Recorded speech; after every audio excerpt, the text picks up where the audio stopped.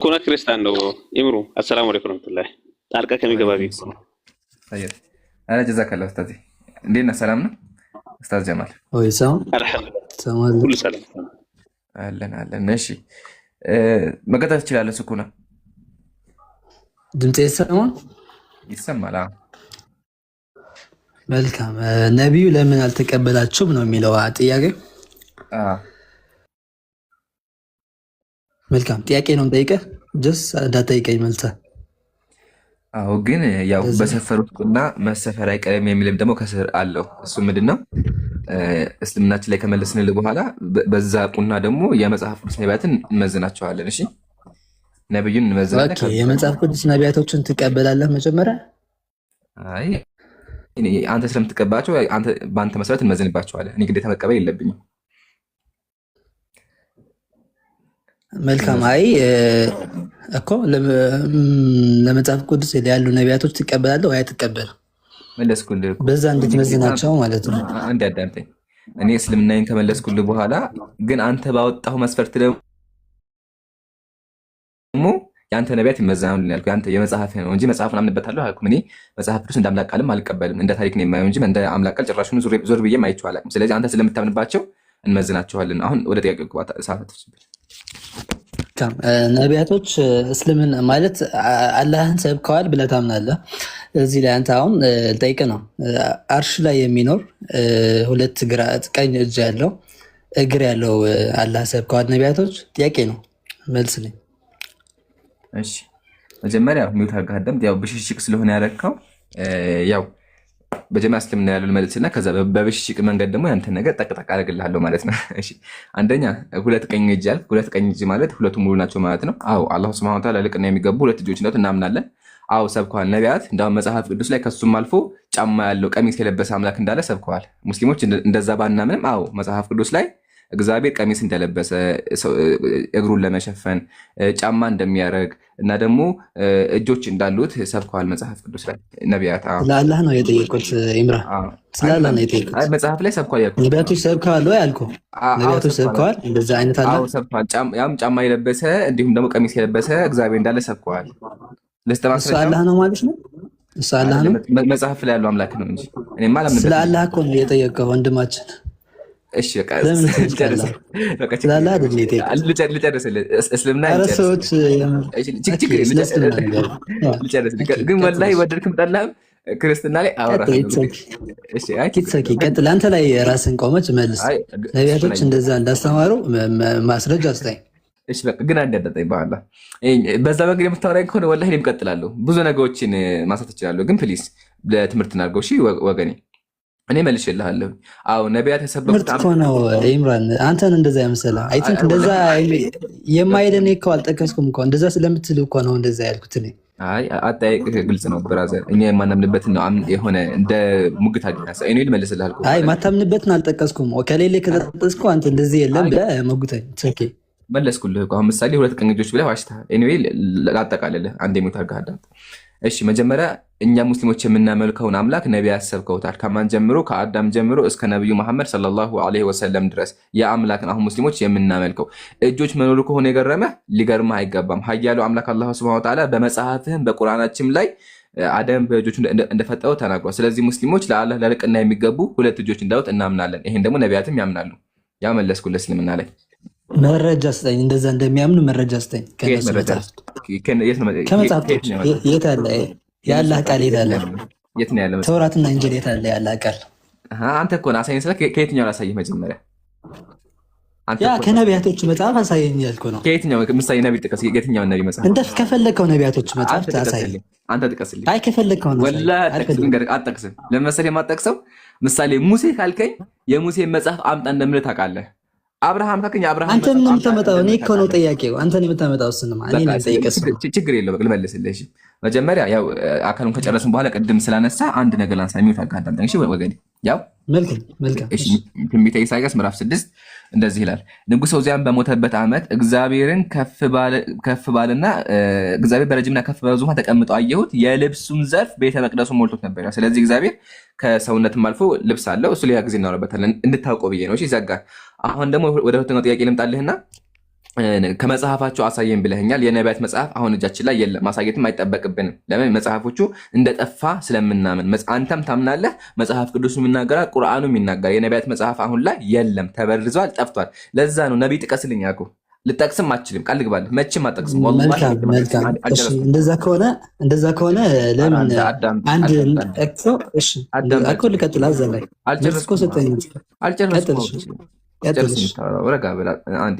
ጨርስ ታወራለህ። እሺ እንደዚህ ከሆነ ውይይቱ ራሱ ያስጠላል። ምን ላይ ነበርኩኝ? ጀማ ሀሳቤ ራሱ አስረሳኝ። ስለዚህ መጽሐፉ እንደተበረዘ አንተም ታምናለህ፣ ሁሉም ሰው ያምናል። ከተበረዘ መጽሐፍ ደግሞ ላመጣልህ። ቅድም ነቢይ ጥቀስልኝ ብያለሁ፣ ልጠቅስ አችልም፣ ወላሂ አትችልም። ለምን? አብርሃም ካልከኝ የአብርሃም መጽሐፍ ልልህ ነው። ሙሴ ካልከኝ የሙሴ መጽሐፍ ልልህ ነው። ኢሳያስ የኢሳያስ መጽሐፍ ልልህ ነው። ስለዚህ አትጠቅስም። ኤኒዌይ አንተ ግን የነቢያት መጽሐፍ አለ የምትል ከሆነ መጽሐፉን አምጣልኝና ከዛ በኋላ ገለጥ አድርጌ አውጥቼ አሳያለሁ። መቀጠል ትችላለህ። መልካም። እኔ አንተን ነቢያቶች እንደዚህ ሰብከዋል ብለህ የምታምነው ስን መረጃ አምጣልኝ አልኩህ። እሱም ደግሞ እንደሌለ ነገርከኝ። ታዲያ መጽሐፉ ከሌለ አሁን አንድ ነቢይ ነኝ ባይ እንደዚህ ብለው እንደዚህ ነው ብለህ እንዴት ይታመናል? ወንድማችን መጽሐፉ የለም እያልክ ነው። እንዴት ይታመናል? ከፍሬ ውስጥ ብናየው ነቢዩ ለነቢይነት ይመጥናል ብለህ ታስባለህ? ነቢዩ ራሱ ስቴፕ ባይ ስቴፕ መጀመሪያ ይሄ ልግደልልህና ከዛ ወደ ሁለተኛው ይመጣል። አሁን ነቢዩ ሰለላሁ ዐለይሂ ወሰለም ህይወታቸው፣ ስብዕናቸው፣ ሁሉ ነገራቸው ለነብይነት ይበልጣል ይሆናል።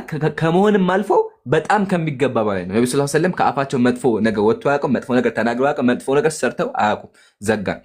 እሺ ሁለተኛ ደግሞ የነቢያት መጽሐፍ እኮ አንተ ነው አለ ያልከው። ነቢያት ብለዋል አልከኝ። አሁን ነቢያት ብለዋል ብያለሁ እንጂ ነቢያት ጽፈዋል አልኩም። አትቀላቅል። አየህ ቅልቅሉ እዚህ ጋር ነው። ነቢያት ሰብከዋል። እንደሰበኩ ማነገረ ከሆነ እንደሰበኩ አምላክ ይነግሮኛል ቁርአን ላይ። አንተን የፈጠረ ኢየሱስን የፈጠረው አምላክ ነግሮኛል። ዘጋን።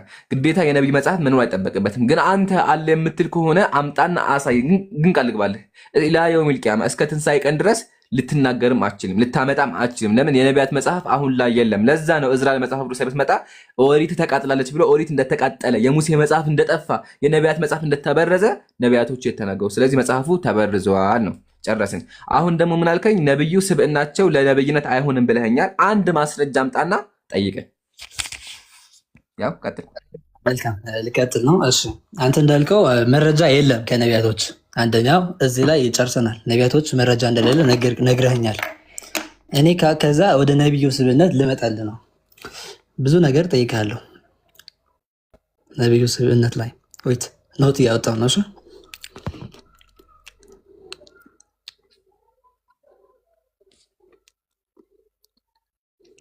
ቶሎ በል፣ የተወሰነ ደቂቃ ነው ያለ። መልካም ቶሎ በል። አይ ቲንክ ከአሁን በኋላ እስከ 12 ሰዓት ነው የምንቆየው። ከዛ ቁርአን እናዳምጣለን ኢንሻአላህ። ኸይር ሀቢብ። እሺ ብዙ እኮ ነው። የቱን ልምረጥ ብዬ ነው። ሶሪ ሳይሆን ማስረጃ። እስቲ አንዷን አምጣ። እስቲ እኔ እኮ ቢገርም ብዙ ነው። የምሬ ነው። በጣም ብዙ ነው መረጃ። እስቲ አንድ አምጣ። ይወጥ እስካሁን ማውጣት አልቻልክም ወገኔ። ስኩና ኧረ ቆይ ላፕቶፔን እየከፈትኩ ነው ወንድማችን። ቆይ እንጂ ራስህ ጋር ተጋጨ። ቅድም እኮ እየመረጥኩ ነው ብለህ ነበረ። ያ እኮ አይ ኦን ስላደረኩ የከፈትክ ወይስ እየመረጥክ? እኮ ሳልከፍት ነው እንደ የምመርጠው ወንድማችን። አሁን እኮ ከመክፈታተህ እኮ እየመረጥክ ነበር። አሁን ደግሞ ወደኋላ ተመለስክና ድጋሚ ገና እየከፈትክ ነው። ኤኒዌይ ችግር የለውም እንጠብቅሃለን። አንድ አምጣ። እኔ ቃል ልግባልህ አንድ አታመጣም። የነብዩን ስብዕና የሚያንቋሽ አንተም ተከታዮችም ክርስቲያኖች ሙሉ ብትፈልጉ አታገኙም። ኢላ መልስ ያለበትና በጣም እንዳውም የነብዩ ተአምር የሚታይበት ቢሆን እንጂ። ቀጥል። መልካም እሺ፣ አመጣለሁ። እየከፈትኩ ነው። ብዙ ነው የማመጣው። አንተ ምን ብለህ እንደምትመልሳቸው እናያለን። እስኪ እሺ። እኔ ደግሞ እያልኩህ እኮ ነው እንኳን ብዙ ይቅርና አንድ ራሱ አታመጣም። ያልኩህ ከፈለክ ሚሊዮን ሞክር፣ ሚሊዮን እድል እሰጥሃለሁ፣ ግን አታመጣም። ግን ሞክር እያልኩህ ነው። ችግር የለውም። መልካም። ነቢዩ ባሪያዎችን ይሸጥ ነበር አይሸጥም ነበር? ጨርሳለሁ። መልስልኝና መረጃ እሰጥሃለሁ። ብዙ መረጃ።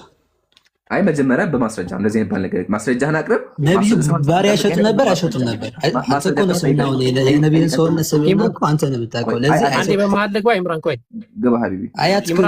አንድ ሰው ጋር መልሱን ቆይ ኢምራን መልሱን ሰጠዋለህ። እኔ ግን ከመልሱ በፊት እሺ። ስለዚህ አንድ ነቢይ ባሪያን ከሸጠ ነቢይ አይደለም ማለት ነው? እኔ ጠየቅኩት እኮ ነቢይ ነው አይደለም አላልኩም። ስለ ስብዕና ነው እዚህ ላይ ያወራን ያለ ነው እኮ። ችግር የለው እኮ በስብዕና ደረጃ አንድ ነቢይ ባሪያን ከሸጠ ነቢይ አይደለም ማለት ነው? አላልኩም።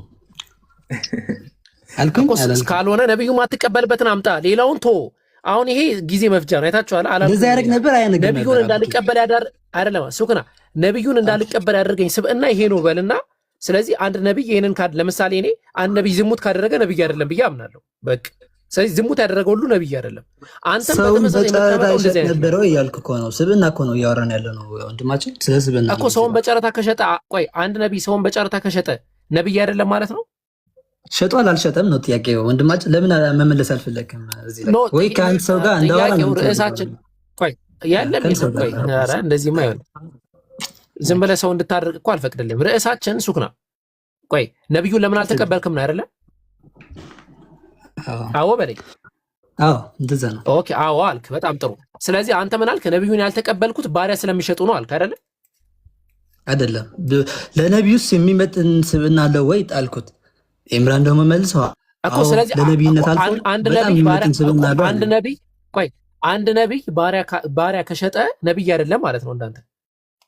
እንደዛ ያደርግ ነበር አያደርግም ነበር? አቡኪ ለምን አትመልስም? እሱን ነገር ነው ያደርግም አይደለም ጥያቄው እኮ። አንድ ነብይ ባሪያን ከሸጠ ነብይ አይደለም ማለት ነው እኮ። ያደርገውን ነገሮች ሁሉን ዘርዝረን ነው ስለ ስብዕናው መገምገም እንችለው። ለምንድን ነው እንደዚህ የምታወራው ወንድማችን? ስለ ስብዕናው መገምገም አለመገምገም አይደለም። አዳምጥ።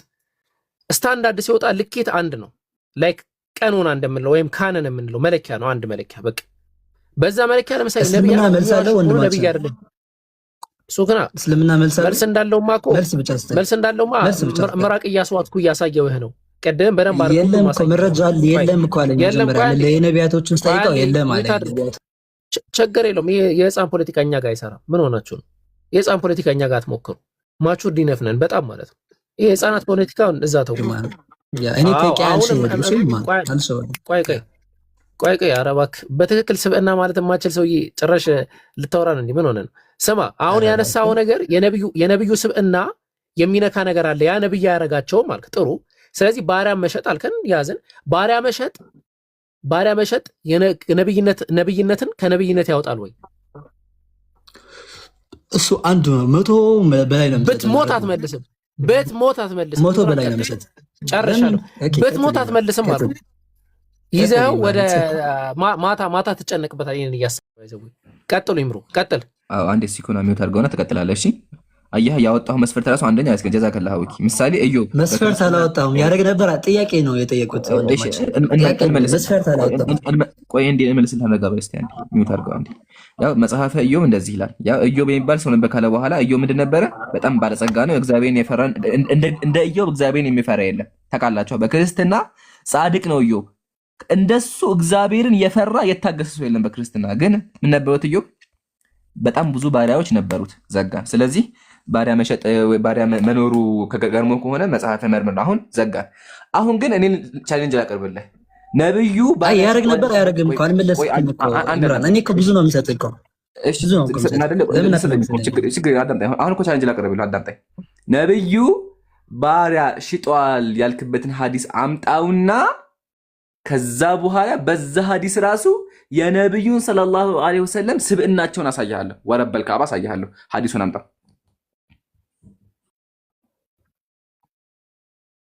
ባጭሩ ልመልስልህ። የሸጡበት ጊዜ አለ። የለም ካልከኝ ነው የሸጡበት ጊዜ አለ። አንድም ባሪያ ነፃ ለማውጣት ሽጠዋል እኮ። ነፃ ማውጣት ማለት መሸጥ ነው። ኦኬ እሱ አይ ነው። አሁን ማስረጃ ነው ወይስ እኔ ልስጥህ ማስረጃው? ማስረጃውን እኔ እሰጥሃለሁ ወንድሞች፣ እኔ እሰጥሃለሁ። በቃ እንደዛ እኮ ትልቁ ላይ አድርጌሃለሁ። ወላሂ በዚህ ሐዲስ ራሱ የነብዩን ታላቅነት እንመለከታለን። አምጣ ያው ክፈተው። አንተ እንትን ልጥቀስልህ ወይ እኔ ከዋይፋይ ጋር ኮኔክት አልሆነም ላፕቶፕ። ክፈተው አንተ ልንገርህ። ሳሂህ ቡኻሪ 21:41 ላይ ክፈተው። ቡኻሪ ሳሂህ ቡኻሪ 44 እሺ 41 አንዴ አተልቁኝ ያ ጀማ አተልቁኝ አብኪ ካላ ታልቀኝ እኔ እስከዛው ከምን ያልክፈት። እሺ ምን ሆነ ነው እንትን አለኝ። እሺ ያው ሰሂህ ቡኻሪ እንትን ያተልቀዋለሁ። እሺ ያው ችግር እኛ እንተባባለን። እሺ ካሜራ ስመክፈት ነበር ግን አግዝሃለሁ። ያው ሰሂህ ቡኻሪ 21:41 ያው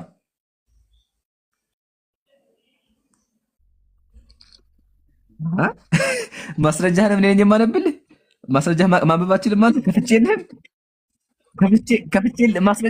ማስረጃ ቀረብኩ አንተ ነህ። አሁንም እታገሳለሁ። አሁንም እንታገሳለን። ያው ሰሂህ ቡኻሪ 2140 ነው ትክክል። ቁጥሩን በኋላ እንዳክደው ደግሞ። እሺ እሺ አያቸው ያጀ ማንበብ ራሳችን ግን ችግር የለውም። እኔ ብለታለሁ። እንደዚህ ይላል ቃለ አኽበረኒ አሚር ብኑ ሰዒድ አሚር ብኑ ሰዒድ ነገረኝ አና አባ ሰዒድ ረዲየላሁ ዐንሁ አባ ሰዒድ አለው አኽበረሁ ነገረው አነ ነብዩ ሰለላሁ ዐለይሂ ወሰለም ነብያችን አለ ነሃ አኒል ሙናበዘቲ ሙናበዛን ከለከሉ። ሙናበዛ ምንድነው? ወህወ ጠርሑ ረጅሉ ሰይበሁ ቢልበይ አንድ ሰው ልብሱን መወርወር ነው ግብይት ላይ ኢላ ረጁል ወደ ሰውየው ቀብለ አን ይቀሊበሁ አው የንዙረ ኢለይሂ ሰውየው እቃውን ሳያየው ሊወረውርበት ነው። ከዛ በኋላ ወነሃ አኒል ሙላመሳ እንደዚህ እጅ ተጨባብጦ መሸጥን ከለከሉ ነብያችን። እሺ ለይተል አተውበ ላ የንዙሩ ኢለይሂ አንድ ሰው የሚገዛውን ነገር ሳያይ ዝም ብሎ ብቻ ተወራሮ ሰላም በመጫወት ብቻ ግብይትን ከለከሉ ይላል። የት ላይ ነው እንደዛ የሚለው? ይሄ ስለ ግብይት ነው የሚያወራው። ወረደ ያቻ ወረደ። እኔ እኮ ብያቸዋለሁ አያመጣም። ሐዲስ አክቹዋሊ አንድ ሐዲስ አለ ያ ጀማ አንድ ሐዲስ አለ። ቅድም ገልጭላችሁ ነበር፣ ግን ያ ሐዲስ ራሱ የነብዩን ነብይነት ነው የምንመለከትበት። አቡኪ አየሁ ልጅ በዛ ወጣ። ታስቃለህ። ኤኒዌይ በቃ ይሄን ከዘጋን ያው ማስረጃ ያቀርባችሁን ብያችኋለሁ። ግን ያመጣውን ሐዲስ ደግሞ እንመልከተው። ሊያመጣ የፈለገውን ሐዲስ ማለት ነው። ያግዘዋለሁ፣ ችግር የለውም። ሐዲሱን መሰላችሁ የሚል አንብብላችሁ እኔ ሰሒህ ሙስሊም 1602 ነው። አያ ሰሒህ ሙስሊም 1206 እንደዚህ ይላል። ጃ አብዱን ፈባይአ ነብዩ ሰለላሁ ዐለይሂ ወሰለም አንድ ባሪያ ወደ ነብያችን መጣና ነብዩ ጋር ቃል ኪዳን ገባ። ከዛ በኋላ አለል ሂጅራ ስደት ወጣለሁ ብሎ ነብያችን ጋር ቃል ገባ፣ እስልምናን ተቀበለ። ወለም የሹር አነሁ አብዱን ነብዩ ደግሞ አለቃ እንዳለው ባሪያ እንደሆነ አላወቁም ነበረ። ፈጃአ ሰይዱሁ የሱ አሳዳሪ አለቃው መጣና የጥሉቡሁ ፈልጎ እሱ ሊወስድ መጣ። ከዛ በኋላ ፈቃለ ለሁ ነብያችን ምን አሉት? ቢዕኒሂ ሽጥልኝ አሉት። አያቸው ይሄ ነው ሐዲሱ ተመልከቱ። ቢላህ አለይኩም ሰውየው ባሪያ ነበረ፣ ግን እስልምናን ተቀበለ። ከዛ ነብያችን ምን ያደረጉት? አለቃው ሊወስደው ሲመጣ ቢዕኒሂ ሽጥልኝ አሉት።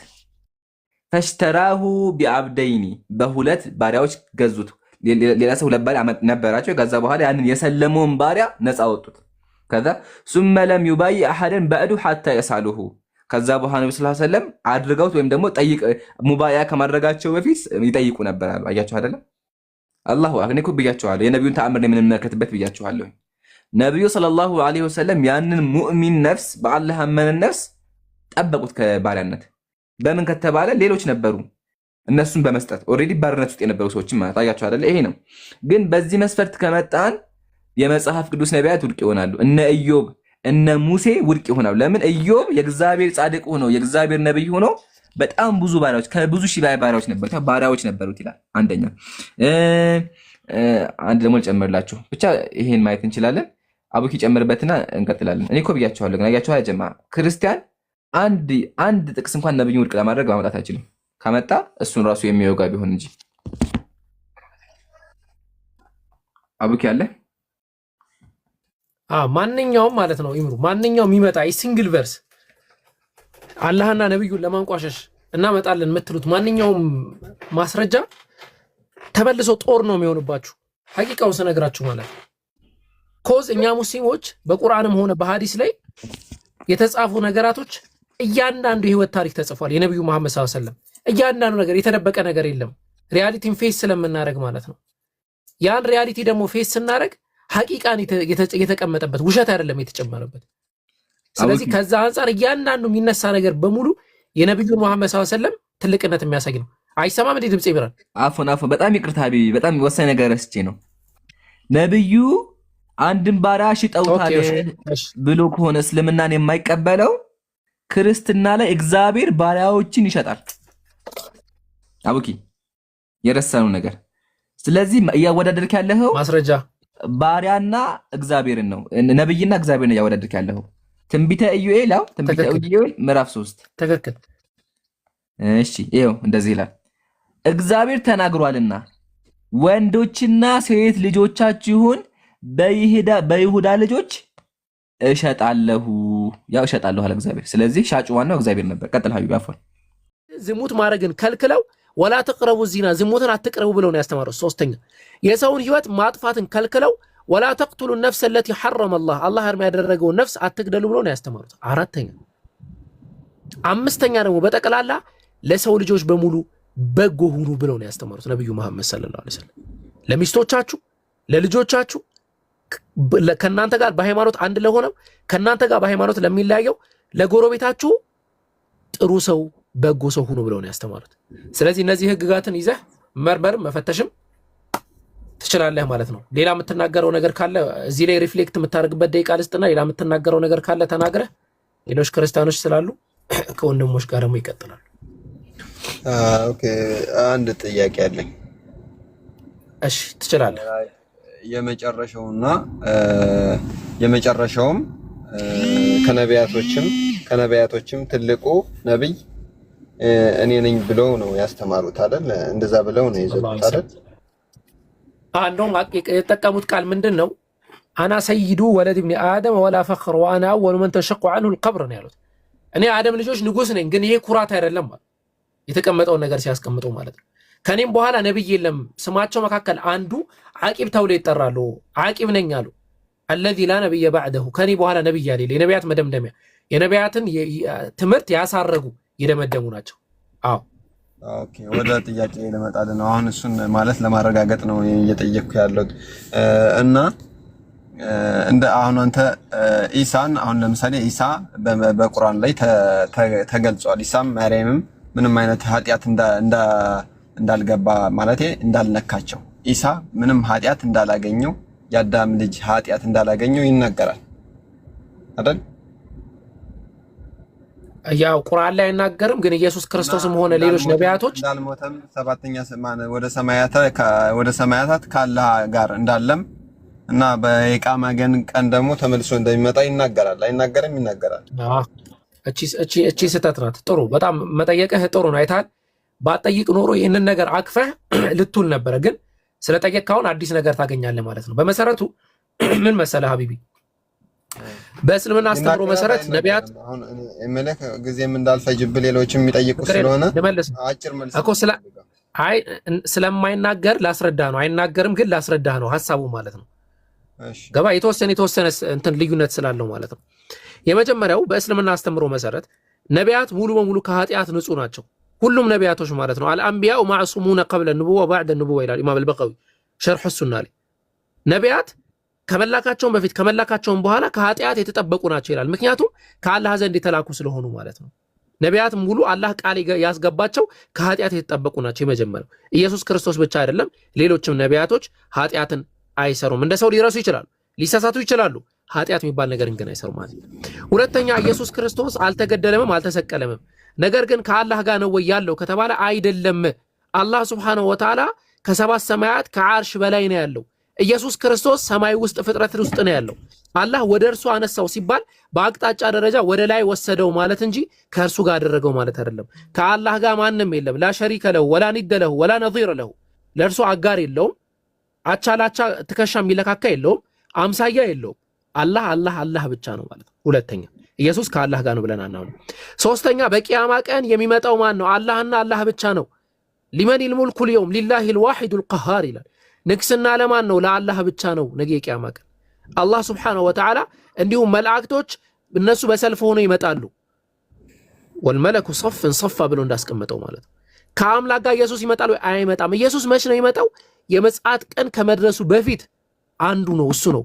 ወኢነሁ ለዕልሙን ሊሳዓ ኢየሱስ ክርስቶስ ለዛ የቂያማ ቀን መምጣት አንዱ ተአምር ኢየሱስ ክርስቶስ ነው። የቂያማ ቀን ይመጣል፣ ቀኑ አይደለም። ቂያማ ቀን ሊደርስ ሲል ይመጣል ኢየሱስ ክርስቶስ። የቂያማ ቀን ሲመጣል አይመጣም? አረ የቂያማም ቀን ይመጣል። አረ እርሱ ብቻ አይደለም፣ እኔም እመጣለሁ፣ ኢምራንም ይመጣል፣ አህመድም ይመጣል። ማስረጃ ከቁርአን አላህ ሱብሓነሁ ወተዓላ ወነሕሹሩሁም የውመል ቂያማ ብሏል። የቂያማ ቀን ሐሽር እንደረጋለን፣ ተሰብስበን እንሄዳለን። ስለዚህ ያንን እንቀበላለን ማለት ነው።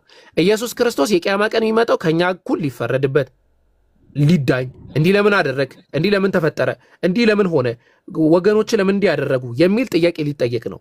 ለምን አንተን አምላክ አድርገው ሲይዙ አምልኩኝ ብለሃልን ተብሎ ማረጋገጫ ምስክርነት እንዲሰጥም ጭምር ነው ማለት ነው። ስለዚህ ሶስቱ ነጥብ ነው። ኢንሻአላህ በጣም ረጅም ሰዓት ነው ያወራሁት። ኦኬ ሀሳቦችን አስቀምጥና ከኢምራን ጋር ከዛ ከሌሎች ነቢያቶች ላይ በእናንተ ጋር ማለት ነው። አሁንም እናንተው ጋር ነው። ከሌሎች ነቢያቶች ጋር ስታወዳድረው ማለት ነው፣ ስታነጻጽረው ነብዩ ኢሳ የምትሉት አይለይም ወይ? አይለይም ወይ? በእናንተ ላይ ከሌሎች ይልቅ እሱ አይለይም ወይ? እናንተ ጋርስ? እሺ አንደኛ አላባት መወለዱን እናንተም ያው በድንግልና መወለዱን አላባት መወለዱን ይሄን ትመሰክራላችሁ ብዬ አስባለሁ። እሺ ልመልስልህ። እሺ አልሐምዱሊላህ ወከፋ። በነብይነቱ ከማንም ነብይ አይለይም። ነብይ ነው፣ የአላህ ባሪያና የአላህ መልእክተኛ ነው። በዚህ የትኛውም ነብይ እኩል ናቸው። ኦኬ። አንደኛ ግን አላህ Subhanahu Wa Ta'ala ነቢያትን በደረጃ ያባልጣቸዋል። ቁርአን ላይ አላህ ምን አለ? ለኩልናትና ደረጃ ከማቃል አሁን በራሳም ቃል በቃል ሁሉም ነቢያት ደረጃ እንዳላቸው ሱረቱ በቀራ ላይ ይናገራል። ስለዚህ ሁሉም ነቢያት የራሳቸው ደረጃ አላቸው። ምሳሌ ከደረጃቸው ምንድነው ስንል ነብዩ ሰለላሁ ዐለይሂ ወሰለም ለዓለም ተልከዋል። ሌሎች ነቢያት ግን ለዓለም አልተላኩም። አያ ስለዚህ ነብዩ ሰለላሁ ዐለይሂ ወሰለም በዚህ ከሌሎች ነቢያት ከፍ ይላሉ። እንዲሁም ሙሳ አለይሂ ሰላም ከሊሙላህ ነው። ቁርአን ላይ ከሊሙላህ ተብሎ ተጠራ፣ አላህን ያናገረ ተብሎ ተጠራ ነው። ኦኬ። ስለዚህ ሙሳ በዚህ ይለያል። እንዲሁም ኢብራሂም ኸሊሉላህ ነው፣ የአላህ ወዳጅ ተብሎ አያ። ስለዚህ አላህ ወዳጅ በሚል አላህ እሱን ደግሞ አልቆታል። ሁሉም ነቢያት የራሳቸው ደረጃ የራሳቸው ስልጣን አላቸው። እንዲሁም ኢሳ አለይሂ ሰላም ካለ አባት የተፈጠረ ነው። ይሄ ራሱ ደረጃው ነው። ኦኬ። እንዲሁም ነብዩ አደም አለይሂ ሰላም አባትም እናትም የለውም። አያ ከኢየሱስ ራሱ የበለጠ ይሄ ራሱ ደረጃው ነው። ስለዚህ አላህ Subhanahu Wa Ta'ala ነቢያትን በተለያዩ ጸጋዎች ያባልጣቸዋል። ግን በነብይነት ከሆነ በፍጡርነት ከሆነ የትኛውም ነቢ ከየትኛውም አይለይም። ሁሉም ዓላማቸው ምንድነው ካልን አንድ አላህን ማስመለክ ነው። ላኢላሃ ኢላላህ የሚል ቃል ነው አንድ የሚያደርጋቸው። እንዳልኩ ግን ደረጃቸው ሊለያይ ይችላል። ቆይ እናትም አባትም የሌለው ማን ነው ያልከኝ? አደም አለይሂ ሰላም። ኦኬ።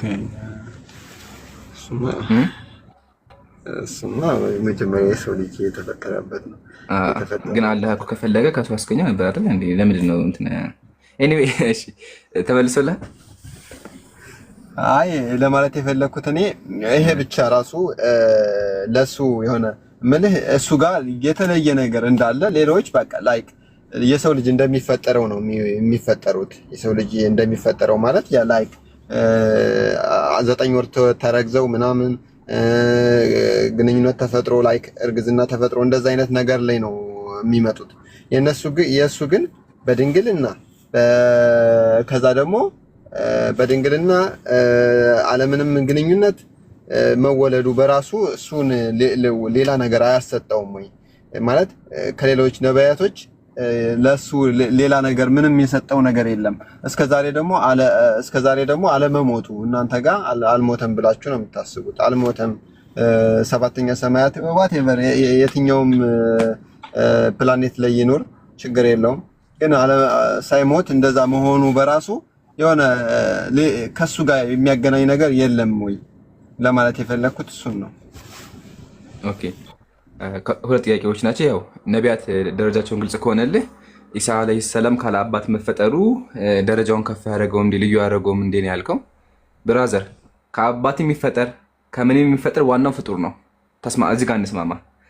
ካለ አባት የሚፈጠር ለምን ከዛፍ ይፈጠር ከፈለገ ነገር ይፈጠር ዋናው ነገር ፍጡር ነው። በቃ ይሄ መቼም ሊቀየር የማይችል ሪያሊቲ ነው። ፍጡር መሆኑን አያድነውም። አንደኛ ፍጡር እንደሆነ ከተስማማን አላህ ለምንድነው ከእናት ብቻ የፈጠረው አባት ለምንድነው ያላደረገለት ከተባልን ቁርአን ለራሱ መልሷል። ወሊነጅዐለሁ አየተን ሊናስ አለ ቁርአን ላይ ለሰዎች ተአምር ከኛ የሆነ ችሎታ ልናደርገው ዘንድ ይህን ሰራን አለ። ስለዚህ አላህ ችሎታውን ከእናት ብቻ በማስገኘት ተአምሩን አሳየን። ተአምሩ የማን ነው? የአላህ ነው ተአምሩ። አደምን ከጭቃ የፈጠረው አምላክ ኢየሱስን ደግሞ ከእናት ብቻ ፈጠረው። ኦኬ። አደምን ከጭቃ መፍጠሩ አደምን ልዩ ያደረገው አደም ፍጡር ነው፣ ከጭቃ ብቻ መፈጠሩ። ሔዋን ከአባት ብቻ ከአደም ብቻ ከአጥንት መፈጠሯ ሔዋንን አምላክ ያደረጋት ወይም ደግሞ የተለየ ደረጃ አይሰጣትም። ኦልሬዲ ፍጡር ስለሆነች ማለት ነው። ኦኬ። ስለዚህ አላህ ሱብሃነሁ ወተዓላ ፍጥረታቱን ሞላ። ኦኬ። በሁሉም መንገድ ፈጠረ። አደምን ካለ አባትና ካለ እናት አስገኘ። ሔዋንን ከአባት ብቻ አስገኘ። እኛን ደግሞ ከአባትና ከእናት አስገኘ። በመጨረሻ ደግሞ ኢሳን አለይሂ ሰላም ከእናት ብቻ አስገኘ። ይሄ ምንም ሊቀየር የማይችል ሪያሊቲ ነው። በድንግልና አልክ እንደው ድንግል እዛው ላርምህ ብዬ ነው። ድንግልና ማለት ያው የሴት መረቢያ ያለ ስጋ ነው አይደል? ያው እናቅባለን። ኦኬ ሲወልድ እኮ ያ ነገር አይኖርም። ስለዚህ ድንግልና የሚለውን ነገር ያው በኦርቶዶክሶች ያለው ድንግል ማርያም ትላላችሁ፣ ግን ድንግልና የሚባል ነገር አያስኬዳችሁም። ያው ግን ኢሳን ከመወዳ በፊት ባሌላትም እንስማማለን በዚህ።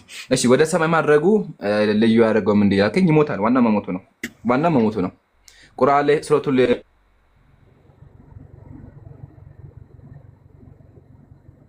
ሱረቱ ኒሳ ላይ ምንድን ነው ያለው? ላውጣልህ እንዴ ወይም ደግሞ ሚን አህሊል ኪታብ አለ ከመጽሐፉ ሰዎች ለዩእሚነነ ቢሂ ቀብለ መውቲ ከመሞቱ በፊት የሚያምኑበት አሉ አለ። ስለዚህ ኢሳ ይሞታል። በቃ ከሞተ የሚሞት አካል የተለየ ደረጃ ሊኖረው አይችልም፣ ይዘጋል። ሲቀጥል ወደ ሰማይ ያረጉ ሌሎች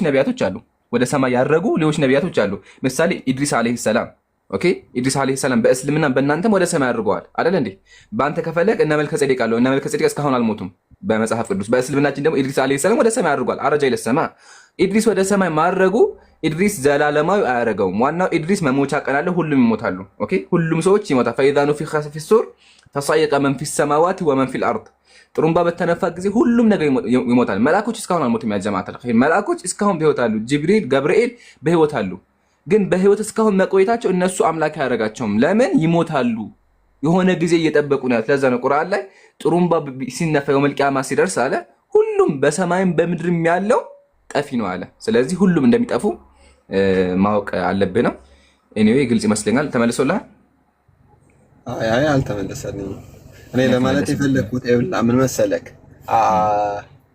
እኔ ለማለት የፈለኩት ላይክ የሆነ አካል ለየት ያለ ነገር ካለ ማለት ነው የዛን አካል አንተ ምንድነው ከሱ ጋር ያለው ግንኙነት ብለህ ማጥናት አለብህ። አሁን አሁን ለምሳሌ እንደ እስልምና ማለቴ ላይክ የሚወሰደው ቁርአን ብቻ ነው። ኢሳ በነበረበት ወይ ነብዩ ኢሳ በነበረበት ሰዓት የነብዩ ኢሳ ኢንጂል የምትሉት መጽሐፍ የለም እጅ ላይ፣ ግን ቁርአን ላይ ተጽፏል ትላላችሁ።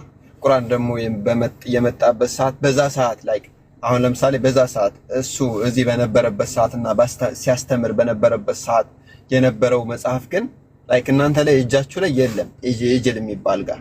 ኢንጂሉ ግን በምን ተካቷል ትላላችሁ? እዚህኛው ቁርአን ጋር ተካቷል ትላላችሁ። እንደዚህ አይነት መጽሐፍ ግን የለም ኢንጂሉ ላይክ አሁን እሱ ይሄ በእኔ ሐሳብ ማለት ነው የሆነ አካል ለየት ያለ ነገር ካለበት ያንን ነው ማለት ያ ለየት ያለ አካል ይሄ ታምር ነው። ለምሳሌ ይሄ ምልህ አሁን ላይክ የሰው ልጅ የሚያደርገው ነገር ነው። የሆነ ሰው በቃ በድንግልና መወለድ በጣም ይሄ ታምር ነው አለ ወንድ ዘር መወለድ ለኔ ታምር ነው በጣም።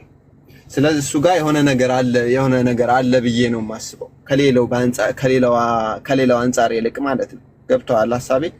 ከሌላው አንፃር ይልቅ እሱ ጋር ዝም ብለህ ኔቸራሊ ምንም መጽሐፍ ሳትማር ሳትመራመር ኔቸራሊ ዝም ብለህ የምትወስደው ነገር ነው። ይሄ እሱ ጋር ለየት ያለ ነገር አለ ብለህ የምታስበው ነገር ነው።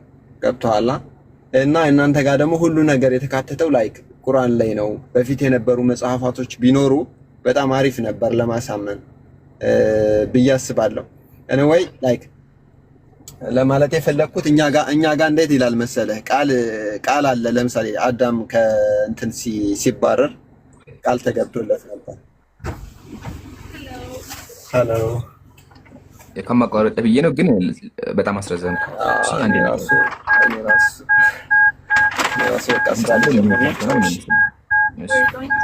መጀመሪያ አንድ የምታደርገው when you get inside ኦኬ እሺ ተመለስ። አይ ቲንክ ወረደ። ተመለስ። ለማንኛውም ያው ያነሳቸውን ፖይንቶች ከስር የሚያዳመቅ ስለሆነ ልመለስ። ለመጀመሪያ እኛ ሙስሊሞች ኢንጂል ቁርአን ውስጥ ገብታ ብላ አናምንም። እንደዛ እንዳላታቅም አንደኛ ቁርአን የመጨረሻው መጽሐፍ ነው፣ ኢንጂል ደግሞ ያለፈው መጽሐፍ ነው። ስለዚህ የመጋቢያ ፖይንት ነው። ቀጥሎ ኢሳ ካለአባት መፈጠሩ የሆነ ነገር ትኩረት እንድታደርግ አያደርግህም እንዴ አልከኝ። ሱረቱ ዩሱፍ ቁጥር 75 ላይ አላህ ሱብሃነሁ ወተዓላ ነርፋው ደረጃት መነሻ ይላል። ሱረቱ በቀራ ነርፋው ደረጃት መነሻ ይላል። በደረጃ ሰዎችን እናባልጣን ይላል። ስለዚህ አላህ ሱብሃነሁ ወተዓላ ኢሳን የሰጠው ደረጃ አለ። ደረጃው ገርሞ ከሆነ ለምን ነብዩ እንደዛ አትላቸውም? ነብዩ ኢየሱስ ለእስራኤል የተላኩት ሲል ነብዩ ግን ለዓለም ተልኬያለሁ ብለዋል። ቁርአን እንደዛ ብሏቸዋል። ነብዩ ወጆለት ለአርዱ ጠሁረን ወመስጂዳ ምድር በሙሉ ለኔ መስገጃ አይናት ብለዋል። ሌሎች ነቢያት ግን ያደረጉት ቤተ መቅደስ ነበር የሚሰግዱት። ለምን ነብዩን አትመረምራቸው? ነብዩ ሙሳ ባህርን ሰንጥቋል። ከሙሳ ውጭ ባህርን ሰንጠቀ። ለምን ሙሳ አትመረምርም? ነብዩ ሙሳ እግዚአብሔርን በመጽሐፍ ቅዱስ ቃል በቃል አናግሮታል። ቁርአን ላይም ከሊሙላህ ነው፣ አላህን ያናገረ ነው። ታዲያ ለምን ሙሳን መረምሩም? አያችሁ አይደለ? ይሄ የሚያስቅ ሎጂክ ነው። ኢየሱስ ካለ አባት መወለዱን ይዛችሁ የሆነ ተአምር ነው ፎከስ እናድርግ ካላችሁ ሔዋን ለምን ፎከስ አታደርጉበትም? ሔዋን እኮ እናት የላትም። ለምን ሔዋን ላይ ፎከስ አድርጋችሁ ሔዋንን ደረጃዋን ከፍ አታደርጉም? አያችሁ የሚያስኬድ ነው። ኤኒዌይ ቁርአን ላይ አላህ ሰጥቶናል። አላህ ነቢያትን የተለያየ ደረጃ የተለያየ ጸጋ ሰጥቷቸዋል። ከሁሉም ጸጋ በላጩ ግን የነቢዩ ሰለላሁ ዐለይሂ ወሰለም ጸጋ ነው። ለነቢዩ የሰጠውን ለማንም ነቢይ አልሰጠም። ስለዚህ ነቢዩ ያንን ሁላ ተአምር ማድረጋቸው ነቢዩ ለዓለም መላካቸው አምላክ ወይም ደግሞ ደረጃቸው በጣም ከፍ ያለው አንልም። ለዛው ነቢዩ ሰለላሁ ዐለይሂ ወሰለም ላ ቱጥሩኒ ከፍ ከፍ አታድርጉኝ ዘጉ። አያችሁ አይደል? ዘጉ ከፍ ከፍ አታድርጉኝ። እስከ ለምን ከተባለ ከማ አጥረት ነሳራ ዒሳ ኢብኑ መርየም የማርያም ልጅ ኢየሱስን ከፍ ከፍ እንዳደረጉት እኔን ከፍ ከፍ አታድርጉኝ አሉ። ደረጃ አለ ከፍ በጣም ደረጃ የሚኖራቸው ግን ከፍ ግን ነቢዩ እንደዚህ ናቸው አንልም። ኦሬዲ ለምን የፈለገ ተአምር ቢሰጣቸው የተአምሩ ባለቤት አላህ ነው። ከባሪያነት አያድናቸውም። ኢየሱስ አባት አለመኖሩ ከፍጥረት አያድነው። ፍጡር ነው በቃ ኦሬዲ ከፈለገ እግዚአብሔር ከፈለገ ለምን ከዛፍ አይፈጥረውም? ዋናው ፍጡር መሆኑ ነው። አያቸዋ። ስለዚህ ምንም የማያስኬድ ሎጂክ። ሲቀጥል ያለፉት መጽሐፍ መኖራቸው ጥሩ ነበር አልከኝ። ያለፉ መጽሐፍ ቢኖሩ ራሱ እኛ አያገባንም። ለምን በክርስትና ብትመጣ አያገባህም አንተ። ለምን ያለፉ መጽሐፎች የተሰጡት ለእስራኤላውያን ነበር። አንተ እስራኤላዊ አይደለም። እስራኤላዊ አይደለም። ኢየሱስ እኔ የተላኩ ለጠፉ ለእስራኤል በጎች ብቻ ነው ያለው። ቁርአን ላይም ያ በኒ እስራኤል እኒ ቀጂቱኩም ነው ያለው። እኔ የእስራኤል ህዝቦች ነው ያለው። ስለዚህ ኢሳ በቁርአንም በእናንተም የተላከው ለእስራኤል ህዝቦች ነው። መጽሐፉ ማለት እናንተን አይመለከታችሁም። ለምን መጽሐፉ የእናንተ መመሪያ ሳይሆን ያለፉት ህዝቦች መመሪያ ነበረ። ቁርአንማ የዓለማት መመሪያ ነው። ሱረቱል ፉርቃን ተባረከ ለዚ ነዘለ ፉርቃን ሊየኩነ ሊልዓለሚነ ነዚራ። ፉርቃንን ቁርአንን ለዓለማት ብርሃን ይሆን ዘንድ ለዓለማት። ስለዚህ ቁርአን የዓለማት መጽሐፍ ነው። በሱ ነው የምንመራው። ጨርሻለሁ። ጀዛከላ ጥሩ ፖይንትን ያነሳ ነው። እንግዲህ በመሰረቱ አምላክን ራሱ የተአምር የሚሰራበት ቦታ ላይ የአምላክን ጽድቅና የአምላክን ኃያልነት የአምላክን ጉልበት እንጂ የምታዩት የተፈጠረውን አካል አይደለም። እንዲህ ምን ሆናችሁ ነው? አወከር የሚገርም መጽሐፍ ለምሳሌ አሁን ምንድነው ከሰማይ በታች የሚል መጽሐፍ አለኝ አሁን ይሄ ማለት ነው አሁን በቅርቡ የሚወጣው ይሄን መጽሐፉን ነው የምታደንቁት? ለምሳሌ እናድንቅ ካላችሁ የሚገርም ነው ስታነቡት። መጽሐፉን ነው ወይስ ጸሐፊውን ነው የምታደንቁት? ዲዛይነር እያለ ዲዛይን ይደነቃል? ምን ሆናችሁ ነው? ይሄን ስልክ ተመልከቱት። ለምሳሌ ይሄን ስልክ ነው የምታደንቁት ወይስ ደግሞ ስልኩን የሰራውን አካል ነው የምታደንቁት? ይሄ እኮ ወደደም ተጠላም እንደዚህ ስልክ ሆኖ መሰራቱ የእሱ ፍላጎት አይደለም። ኢየሱስ ክርስቶስ ከአባት ያለ አባት በእናት ብቻ መፈጠሩ የእሱ ፍላጎት አይደለም። በቃ አለቀ። ስለዚህ የፈጠረውን ፈጣሪ እንትን በሉ ተገዙ ለማለት ነው። ህይወት ጥያቄ እየጠየቀች ነበር። ኢምራን ያነሳው ነጥብ ላይ አንዴ ጥያቄዋን አስተናግዳት። አህመድ ጻድቅ ነበረ፣ ነብዩ መሐመድ ይዋሹ ነበረ። በዛ ላይ ደግሞ ዝሙት አለባቸው፣ ብዙ የዝሙት ኃጢአት ሰር አንዴ እንዳታወሩት እሺ። ቆይ ወገናችን ህይወት ረመዳን ነው። አንድ የመጨረሻ ዕድል እሰጥሃለሁ። በስነ ስርዓት የምታወራ ከሆነ ታወራለህ፣ አለበለዚያ ከሆነ በሰላም እንለያያለን። እሺ ነብዩ ሰለላሁ ዐለይሂ ወሰለም ዋሽተዋል ብለሃል፣ ማስረጃ ታገሱ። ሻጀማ እንደዚህ አይነት ሲመጣ ችግር የለውም፣ መልፎን ሰጥተን እናወርደዋለን። መጀመሪያ ነብዩ ዋሽታ ከሱ ጀምሮ ሳሂህ ሙስሊም 2767 ላይ ምን ይላል? በትንሣኤ ቀን ከሙስሊሞች መካከል በተራራ ከባድ በሴት ፕሮፋይል መጣ። ደግሞ አውዙ ቢላ አውቃችሁታል። ልጅም ያጀማ ጥቁር ሰው እኮ ነው። አቡኪ ዩረድ ወይስ አላህ ይኸው ለአላህ ነው። አይ እንትን ነው መሰለኝ። ይሄ ምንድን ነው የሚባሉት እንደዚህ የጾታ እንትን ያላቸው ሰዎች እንደዚህ አይነት ሰዎች አታስተናግዱ። እንደዚህ ባለጌዎች ናቸው። ይሄ ምንድነው እንደ ትራንስን የሚያስቡ አካላቶች ማለት ነው። እንግዲህ ያንን ነው በሴት ፕሮፋይል መጥቶ እንደ ወንድ የሚያወራን ከሆነ እኔ እንደዛ ነው የምገምተው። ስለዚህ ያለውም ወደ ውጭ አካባቢ ስለሆነ እንደዚህ አይነት ሀሳብ ሊኖሩ ይችላል። ኢንሻአላህ ሙስሊሞችም ክርስቲያኖችም ማህበረሰቡን ለመበከል ይመጣሉ ብዙ ጊዜ እንደዚህ አይነት ሰዎች ማለት ነው። እንደዚህ አይነት አስተሳሰብን አሁን እዚህ ጋር መጥቶ ራሱ እንደ ፕሮቴስታንት አድርጎ እየቆጠረ ይሄ ግብረ ሰዶምን አስተሳሰብ ህዝቡ ላይ ለመላክ ነው። እኔ እንደዛ ነው እንትን እምለው ይመስለኛል። እንደዛና ይውረድ መሰለኝ ምራ እንደዛ ይሻላል። ላላይ በቃ ሲጀመር ሰውየውን እናውቀዋለን። እኛ ቤት እንደገባ ተከክሯል። ተሳዳቢ ሰው ነው። ተሳዳቢ ሰው ብቻ ሳይሆን በሴት ደግሞ መምጣቱ ይሄ ብልግናውን ነው የሚያሳየው። እና ቢያንስ ኢትዮጵያዊ ነህ እንደው እምነትህን ይቅርና ኢትዮጵያዊነትን አክብር እስቲ ባለጌ። ኤኒዌይ ውሸት ብለሃል። ውሸት ከሆነ መጽሐፍ ቅዱስ ላይ ውሸት ማንሳት እንችላለን። የዮሐንስ ወንጌል ላይ ኢየሱስ ቃል በቃል ለሐዋርያቶቹ እናንተ ወደ በዓል ውጡ እኔ አልወጣም ካላቸው በኋላ ፊቱን ሸፍኖ ወጥቷል። ቃል በቃል የዮሐንስ ወንጌል ላይ ያለ። ዝሙት ከሆነ ደግሞ የመጽሐፍ ቅዱስ ጸሐፊያን ዝሙት ሰርተዋል። ሁለተኛ ሳሙኤል ምዕራፍ 12 ላይ ዳዊት የቤርሳቤህን የኦሪዮን ሚስት ዝሙት አሰርቷታል። መጽሐፍን ተማጨርሻለሁ። ቀጥሉ። እንትን ኢቨን አይ ቲንክ ፕሮቴስታንት ከሆነ ስፔሲፊካሊ የተሃድሶ አራማጅ የጀማሪ ጠንሳሹ የነበረው ሉተር ኢየሱስ ክርስቶስ ራሱ ዝሙት ቴብል ቶክ ላይ ክርስቶስን ዝሙተኛ ይለዋል። አምላክ ብለው የሚያስቡትን አካል ዝሙተኛ ለማለት የሚደፍሩ ሰዎች ቴብል ቶክ ላይ ነው ይህንን ሀሳብ የሚያስቀምጠው። የማርቲን ሉተር ስራ ነው። እናንብብላችሁ አንድ ጊዜ እንዳይገርማችሁ እንዳይደንቃችሁ ነው። እሺ ነቢያት አይደንቃችሁ። ስፔሲፊካሊ ሰለም ዝሙትን ሰርተዋል ተብለን ብንናገር እንኳ ያንን ነገር ሙስሊሞች አፈር ቢያደርጉ ሰለምን ሊልካቸው ይችላል ብላችሁ የምታስቡት አምላካችሁ ዝሙትን ሲሰራ እንመለከተዋለን። ቴብል ቶክ ኦፍ ማርቲን ሉተር ላይ ምን ይላል? ኢምራን አሳያቸው ከላይ Christ was an adulterer for the first time with the woman at the well አለ። በምንጩ አካባቢ ከነበረችው ሴት ጋር መጀመሪያ ዝሙትን ፈጽሟል ክርስቶስ አለ በጌታ ስም። He was said nobody knows what he is doing with her በዮሐንስ ወንጌል 4:27 እንደተገለጸው ማንም ከእሷ ጋር ሲሰራ የነበረውን አያውቅም ነበረ። አጌን he was an adulterer ከዛም በኋላ ደግሞ ዝሙትን ፈጸመ ከማን ጋር? with ከመግደላዊት ማርያም ጋር ማለት ነው። ይህንን አይ ቲንክ የፊልጶስ ወንጌል ላይ ከሐዋርያት አስበልጦ ሲወዳት እንደነበረና ሲስማት እንደነበረ የሚናገር ታሪክ አለ።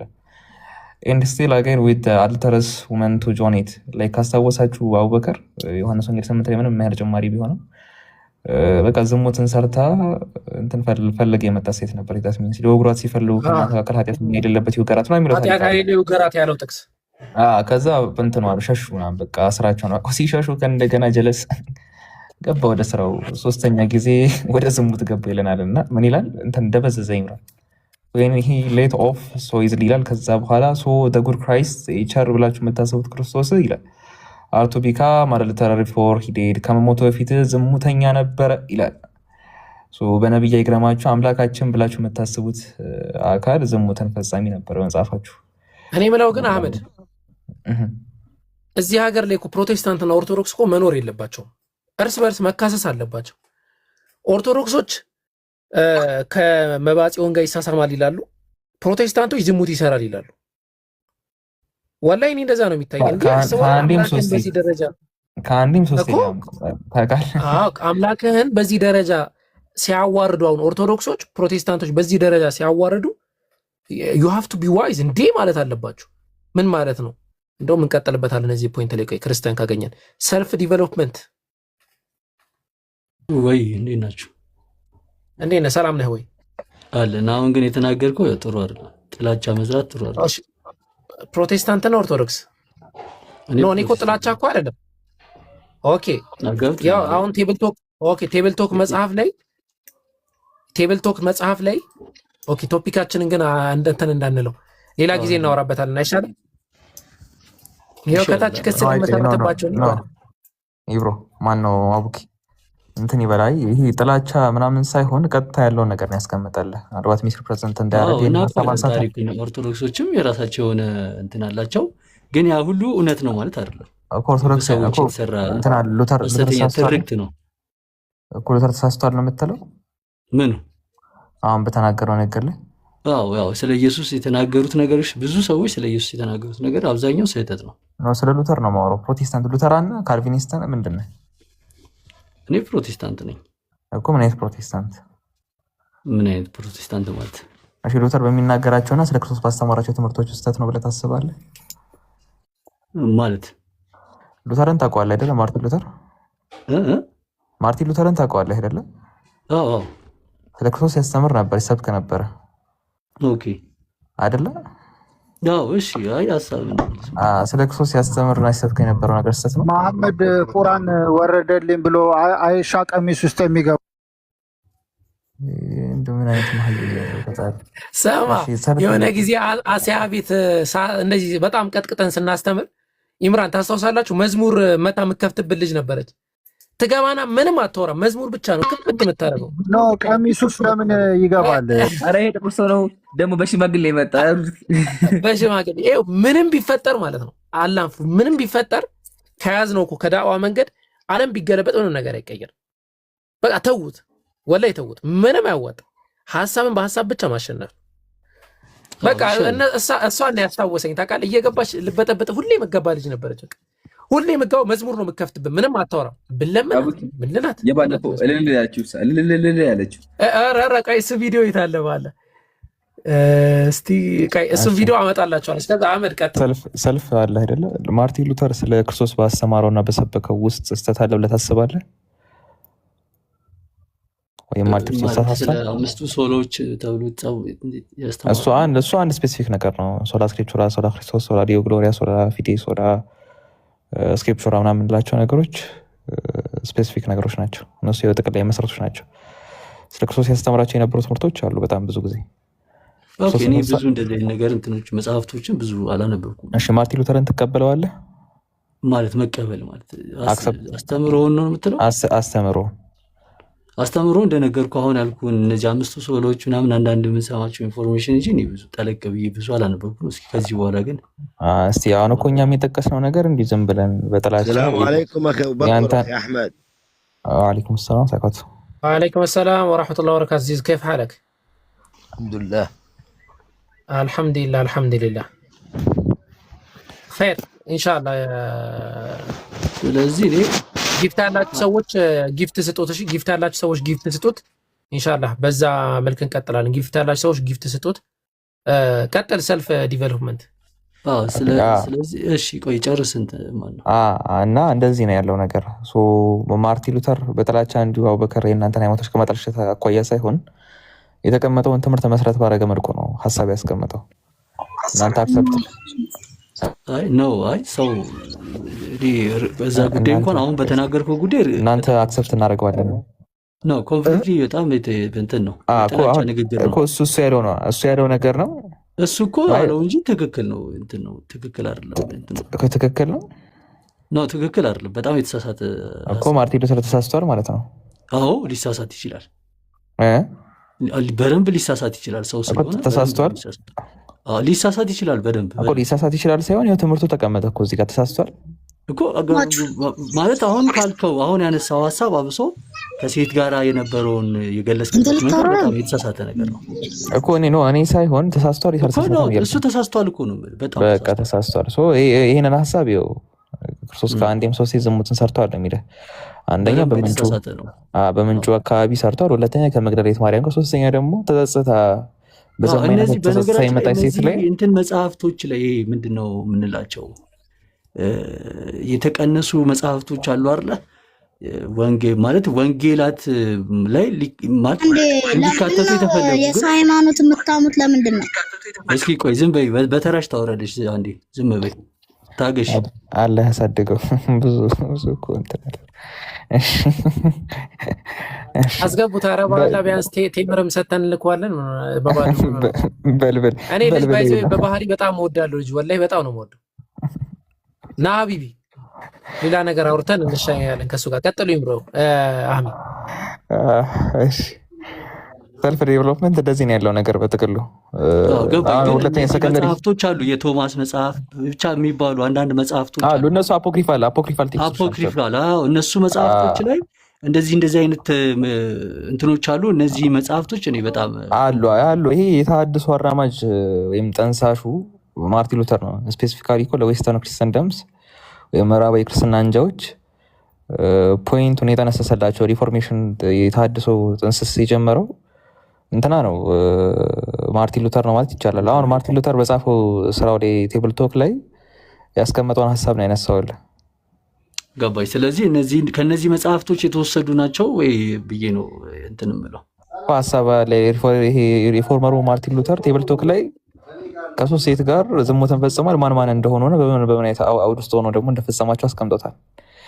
ይሄ ነው ፖይንት ያነሳው። ግን በቃ ችግር የለውም ይሄንን ነገር አክሰፕት አላደረገው ተሳስቷል። በተቃራኒ መልኩ ደግሞ አይ ልጁ እንትን መስሎት ነው አፖክሪፋ መጽሐፉ መስሎት ነው እና አይደለም። የዮሐንስ ወንጌል እየጠቀሰ እኮ ነው ሰልፍ ዲቨሎፐር አንደኛ። ሁለተኛ ደግሞ መጽሐፉን ባትቀበለውም ስለዚህ እምነትን የመሰረተልህ ሰው ራሱ ኢየሱስ ዝሙተኛ እንደሆነ ያምን ነበር ማለት ነው። እኮ በጣም ከባድ ነገር ነው። ኢየሱስን አምላኩን ዝሙተኛ የሚል ከሆነ ሲምፕሊ አይዲዮሎጂውም የተመታ ነው የሚሆነው። አይሆኑም። አይዲዮሎጂ እኛ መጽሐፉ እጃችን ላይ አለ አይደል? እሱ እኮ መጽሐፋችሁ ላይ አለ ወይስ የለም?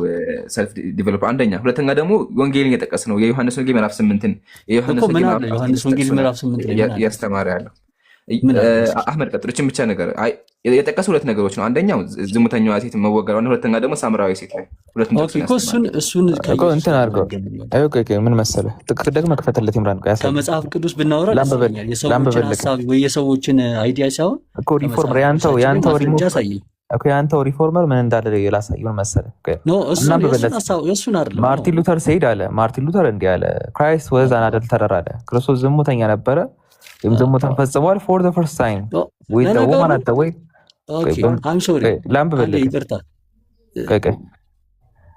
አት ፈርስት ፕሌስ ምን አለ ማርቲን ሉተር ሴድ። ማርቲን ሉተር እንዲህ አለ፣ ክርስቶስ ክራይስት ወዝ አን አደልተረር ፎር ዘ ፈርስት ታይም ዊዝ ዘ ውማን አት ዘ ዌይ በምንጩ አካባቢ ከነበረች ሴት ጋር ዝሙትን ፈጽሞ ነበረ ክርስቶስ አለ። ፎር ኢት ዋዝ ሴድ ለዚያም የተባለው አለ ምንድን የተነሳው ነገር ለምንድን የተባለው ኖበዲ ኖውስ ዋት ኢዝ ዱይንግ ዊዝ ሀር። ይህ ዮሐንስ ወንጌል 4:27 ላይ ከእሷ ጋር ሲያደርግ የነበረው ማንም አያውቅም ያለው ከዚህ አንጻር ነው። ከእሷ ጋር ማንም አያውቅም ነበር የተባለው ሲያደርግ የነበረው ነገር ዝሙትን ነው ብሎ ነው ማርቲን ሉተር ኢንተርፕሬት ያደረገው።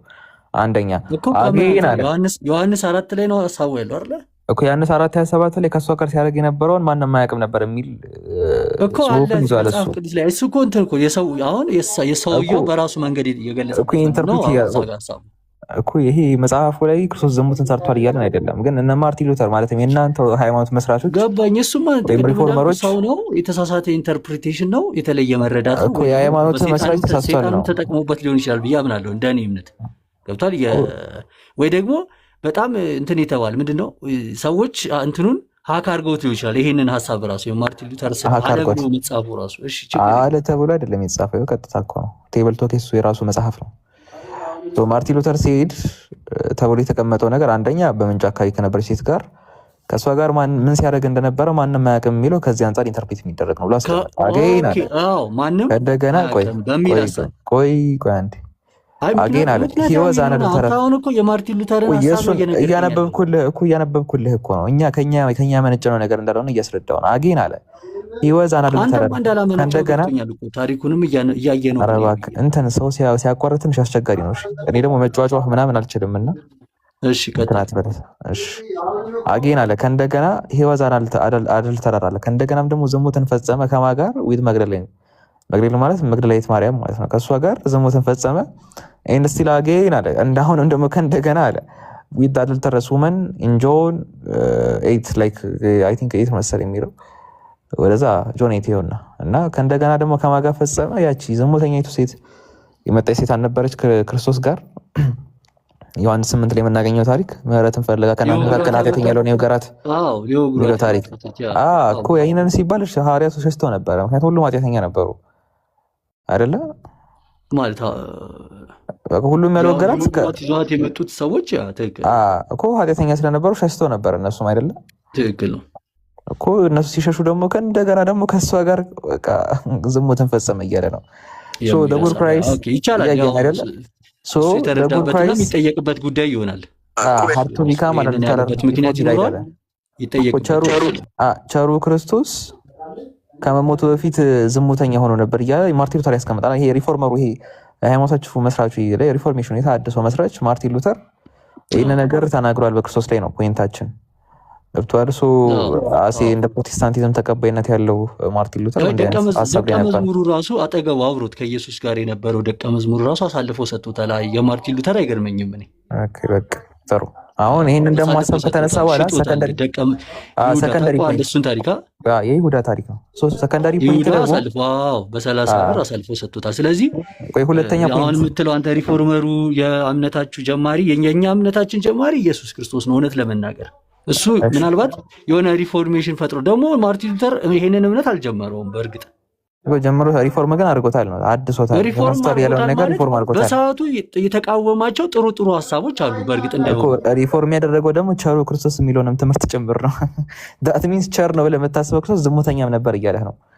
ሪፎርም ያደረገው መሰረታዊ ነገር ብቻ አይደለም። ቸር ነው ብለህ የምታስበውን ክርስቶስ እርሳውን ያለህ መጣና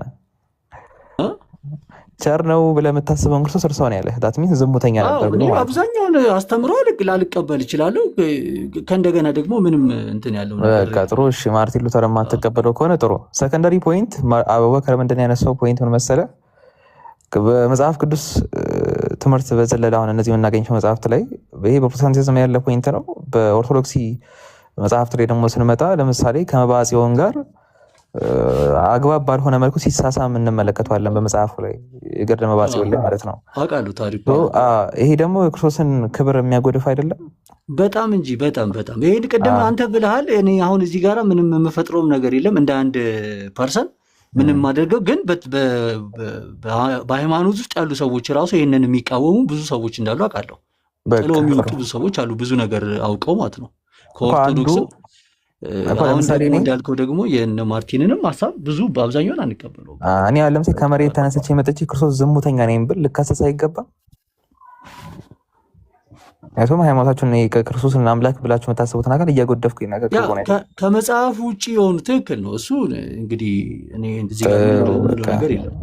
ልክ እንደዛ ሁሉ ኦርቶዶክሳውያኑ ፕሮቴስታንቲዝም እምነት ላይ የሚገኙ ሰዎች አምላካቸውን ስላጎደፉባቸው በክብሩ ላይ ስለተረማመዱ ቢከሱ አግባብ ነው እያለ ነው አቡበከር። ዛት ሚንስ እዛ በፕሮቴስታንቲዝም መሰረት ላይ ያሉ አካላት ክርስቶስ አደልተረር ነው ወይም ዝሙተኛ ነው ብሎ የሚያስቡ ከሆነ የክርስቶስ ክብር ላይ መረማመድ ነው። ፕሮቴስታንቲዝም መሰረት ላይ የሚያሉ ሰዎች ደግሞ ኦርቶዶክሳውያኑ የእነሱን አምላክ ክብር እያጎደፉ ነው። ዛት ሚንስ ክርስቶስ አግባብ ያልሆነን መሳሳምን ከመባዓ ጽዮን ጋር እየፈጸመ ነው እያሉ ነው እያለ ነው። በራሱ ችግር ያለበት ነገር ለመስማት ራሱ የሚሰቀጥጥ ጉዳይ ነው። በእርግጥ ቅድም እንደነገርኩ ይሁዳ ሊሾጠው ሞክሯል ብቻ ሳይሆን በሰዓቱ የነበሩ ትልልቅ የሃይማኖት እነዚህ ፈሪሳውያን ምናምን የሚባሉ የሃይማኖት መሪዎች ጌታ ኢየሱስን አንተ በቤልዜቡል ማለት በአጋንንት አለቃ መንፈስ ነው አጋንንት የምታወጣው ብለው ፊት ለፊት ኢየሱስ ክርስቶስን ሰድቦታል። እና ምን ልል ፈልጌ ነው ጌታ ኢየሱስ ክርስቶስን በምድር ላይ ሲኖር በዛ ሰዓት በሚኖርበት ጊዜ ሰው አልተቀበለው፣ ሙሉ በሙሉ ሰዎች አልተቀበሉትም። የሚሰድበው አለ፣ አንተ እንደዚህ አንተ እንደዛ ነህ ምናምን ተብሎ ብዙ የሚባለው ነገር ነበረ። ስለዚህ ከዛ ነገር ጋር ነው የሚመሳሰልብኝ እኮ። ግን አሁን ምንድነው የክርስቶስን ክብር እንደማጠልሸታቸው ከሰሱ አግባብ ነው እያለ ነው አቡበከር። ትክክል ነው፣ ክስ ሊያስፈልግ ይችላል። ግን ለሃይማኖቱ አሁን የኛ ለሃይማኖታችን ጀማሪ እግዚአብሔር ነው የሚዋጋው። እንግዲህ ስለ ራሱ እግዚአብሔር ራሱ ይዋጋል። በሚዋጋበት ወይ በቃ ወደ ፖይንቱ ልግባ። በቃ እሺ እንትን አውኪኒ መውጣት አለብኝ መውጣት አለብኝ። ኦኬ ኢንሻአላህ። እሺ ጀዛከላህ። ወአለይኩም ሰላም ወራህመቱላሂ ወበረካቱ። እንደማልቀበል ተናግሬያለሁ። የተነገረውን ሐሳብ በሙሉ እንደማልቀበል ተናግሬያለሁ። ስለ ኢየሱስ ክርስቶስ የተነገረውን ነገር አልቀበልም። ከስር ሰዎች ምንም እንትን እንዳትሉ አልቀበልም። እኔ የሰው ሐሳብ ነው እያልኩኝ ነው እንጂ ኢየሱስ ክርስቶስ እንደዚህ ነው ማለት አይደለም። እሺ ምናልባት የሚሰሙኝ ክርስቲያኖች እዚህ ጋር ያሉ ሰዎች ካሉ እሺ ወደ ርዕሱ እንሂድ። ኢምራን የምትለው ነገር ካለ እንትን በልና ካልነው ወደ ርዕሱ እንሄዳለን። በቂ ነው፣ ቀጥሉ። እሺ ወደ ርዕሱ እንሂድ። ሰልፍ ዲቨሎፕመንት። እሺ ኦኬ። እሺ ታብታቡን 1 ሚሊዮን አንድ ያስገቡት ሲያጀማ በደንብ ታብታብ አድርጉ። ወደ ርዕሱ ስንሄድ ነብዩ መሐመድ ሰለላሁ ዐለይሂ ወሰለም ነብይነት ለምን አልተቀበላችሁም ይላል ርዕሱ። መስፈርት ነው የምታመጣው። በዛ መስፈርት ነቢያትን እንለካለን፣ ነብዩንም አብረን እንሰፍራቸዋለን ማለት ነው። ያው በሰፈሩት ቁና መሰፈርም ስላለ ሌሎችም ነቢያቶች ይሰፈራሉ፣ ነብዩ መሐመድንም እንሰፍራቸዋለን ማለት ነው። ለዚህ ይዞ ጊፍት ስጡት። ያው ፍልስጤም ያለው ወንድማችን ነው። ጊፍት ስጡት ኢንሻአላህ የተወሰነ ይጠቅመው ይሆናል ማለት ነው። እሺ አቡበከር نعم قول للأخوة ما شاء الله عندك بالبث 900 شخص، كلهم بلش يساعدونا، الله يبارك بيكم يا رب. خير إن شاء الله. أنا خبرتهم الحين يا الشهر المبارك. خير خبرتهم الحين إن شاء الله. جيفت الله تسويش جيفت ستوت يا ورمضان ورنو لأن أنتم صدقة هنا الناس يتكلموا بثال مالتنا إن شاء الله. جيفت لما الله تسويش بتشالة متى ليلو شاكرات دو متى جيفت الله شاكرات دو ميسات وزند تاب كوبي لينك هدرجو مالتنا. እሺ ሰልፍ ዲቨሎፕመንት ነብይነት ያልተቀበልክበትን አንድ ምክንያት እስቲ ያቅርብልኝ። ኦኬ የነብያችሁን መሐመድ ነብይነትን የማልቀበልበት ምክንያት እንደ መጽሐፋችን ከሆነ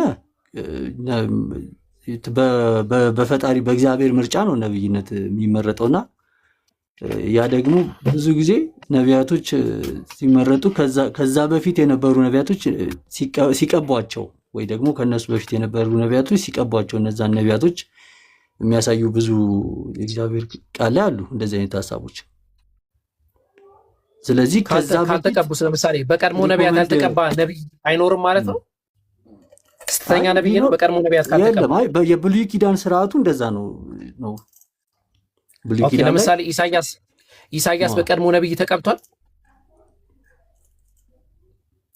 አልተቀባም። ትልቅ ነብይ ነው ኢሳያስ። አዎ፣ ስለዚህ እኮ የማይቀበው ነቢያቶች አሉ ማለት ነው። ይሄ መስፈርት አይሆንም።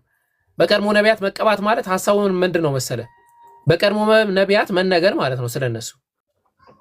ኮንፈርም ያደርጋሉ ለህዝቡ ማለት ነው። ህዝቡ እንዲቀበላቸው ለህዝቡ ከእግዚአብሔር የመጡ ትክክል። ስለዚህ አሁን ያንን ኢሳያስ ራሱ አበይት ከምንላቸው ነቢያት ከደቂቅ ነቢያት በቀር አበይት ከምንላቸው ነቢያት አንዱ ኢሳያስ ነው።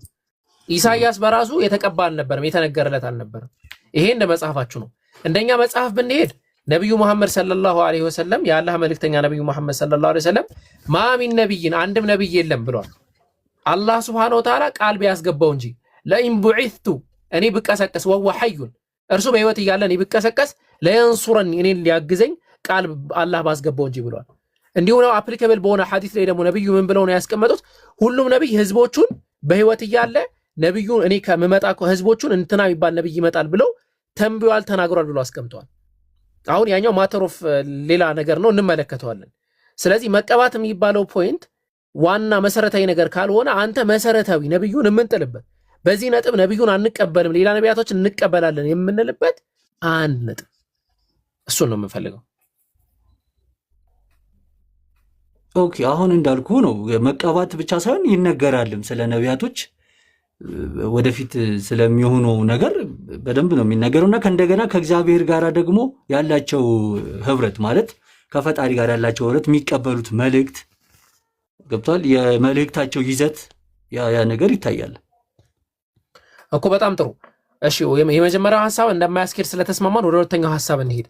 የመልእክታቸው ይዘት አልከኝ። በጣም ጥሩ እስማማለሁ። ማቴዎስ ወንጌል ምዕራፍ 7 ቁጥር 16 ላይ ስላለ ማለት ነው።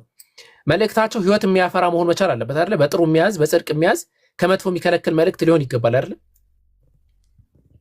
አዎ፣ በእርግጥ እንደዛ ነው። ወደ አምላክ ወደ ፈጣሪ የሰውን ወደዛ የሚመልስ እንደዛ ነው የሚሆነው መልእክታቸው። ነብዩ መሐመድ እኮ ወደ ፈጣሪ የሚመልስ እንጂ ወደ ፍጡር የሚመልስ ጥሪ አልጠሩም፣ ወይ ደግሞ ጣዖት እንዲመለክ አልጠሩም። ፈጣሪ እንድናመልክ ነው የተናገሩትም የጠሩትም። ገባ? ያ እንደ መጽሐፍ ቅዱሳችን ስለጠየቀኝ ነው እኮ እንደዛ ነው እኮ። አሁን እኔ እያልኩ ያለሁት ምን መሰለህ? ጥያቄው አልገባህም መሰለህ? ባይብል ላይ መስፈርት ታወጣና ነብዩ መሐመድ ሰለላሁ ዐለይሂ ወሰለም ማለት ነው ያንን መስፈርት ስለማያሟሉ አልቀበላቸውም እንድትለኝ ነው የፈለኩት እኔ። ኦኬ፣ ስለሳቸው የተነገረ እሺ፣ ለምሳሌ ስለ ነብዩ መሐመድ ወይ ደግሞ ስለ ቁርአንም ስለወረደው መጽሐፍ ከሳቸው በፊት ፍንጭ የሰጠ የትኛውም መጽሐፍ አለ? እሳቸው እንደው በቁርአናችሁ ላይ ባይኖር ሐሰተኛ ያስብላችኋል። ስለ ቶራ ስለ ኢንጂልና ስለ ቶራ ባይኖር በጣም ጥሩ ባይኖር ሐሰተኛ ያስብላችኋል ነብዩ? እኔ ከቁርአን ላይ ልሰጥህ እችላለሁ። ከቁርአናችሁ ላይ ካለው ሐሳብ ልነግርህ እችላለሁ። ነው እንደዛ ሳይሆን ነብዩ ባይኖር ለምሳሌ የለም እንበል፣ ስለሳቸው ምንም አልተነገረም። ስለሳቸው ስላልተነገረ ሐሰተኛ ያስብላል ወይ? ነብዩን ሐሰተኛ ያስብላችኋል ወይ? የሐሰተኛ በነገራችን ላይ ሐሰተኛ እኔ እንደ አዲስ ኪዳን እንዳለ ሰው ስነግርህ ሐሰተኛ ሊያስብላቸው የሚችለው ነገር እንደ አዲስ ኪዳን ላይ እንዳለ ሰው ስለ በእኛ ነው የምልህ። በእኛ እምነት አዲስ ኪዳን ብለን ምናምነው የሰው ልጅ በአዲስ ኪዳን ውስጥ ነው እየኖረ ያለው ብዬ ነው ማምነውና ጌታ ኢየሱስ ክርስቶስ የእንትኑን ነው የምነግርህ። ጌታ ኢየሱስ ክርስቶስ ከሰማይ እንደመጣ ለሰው ልጆች ኃጢአት ሲል ከሰማይ እንደመጣ እንደሞተ ከሞት ደግሞ በሶስተኛው ቀን እንደተነሳ የማያምን ወይ ደግሞ ይህንን ነገር የማይቀበል የትኛውም እንትን ለእኔ ሐሰተኛ ነው ብዬ ነው ማምነው። እሺ፣ እንደዛ ያለ ነብይ አለ? ለምሳሌ አሁን የተናገርከው ንግግር ስለ ነቢያት እያወራን ስለሆነ ኢየሱስ ከሰማይ መጥቶ ሳይሆን በአዲስ ኪዳን ባለው ሐሳብ አልኩ። ከአዲስ ኪዳን አይደለም አይታል። ለዛማ ከሆነ አሁን ተጠርጣሪው አንተ ልትሆን ነው። እስካሁን እኛ ነበርን የነብዩን እውነተኝነት ማረጋገጥ የነበረብን።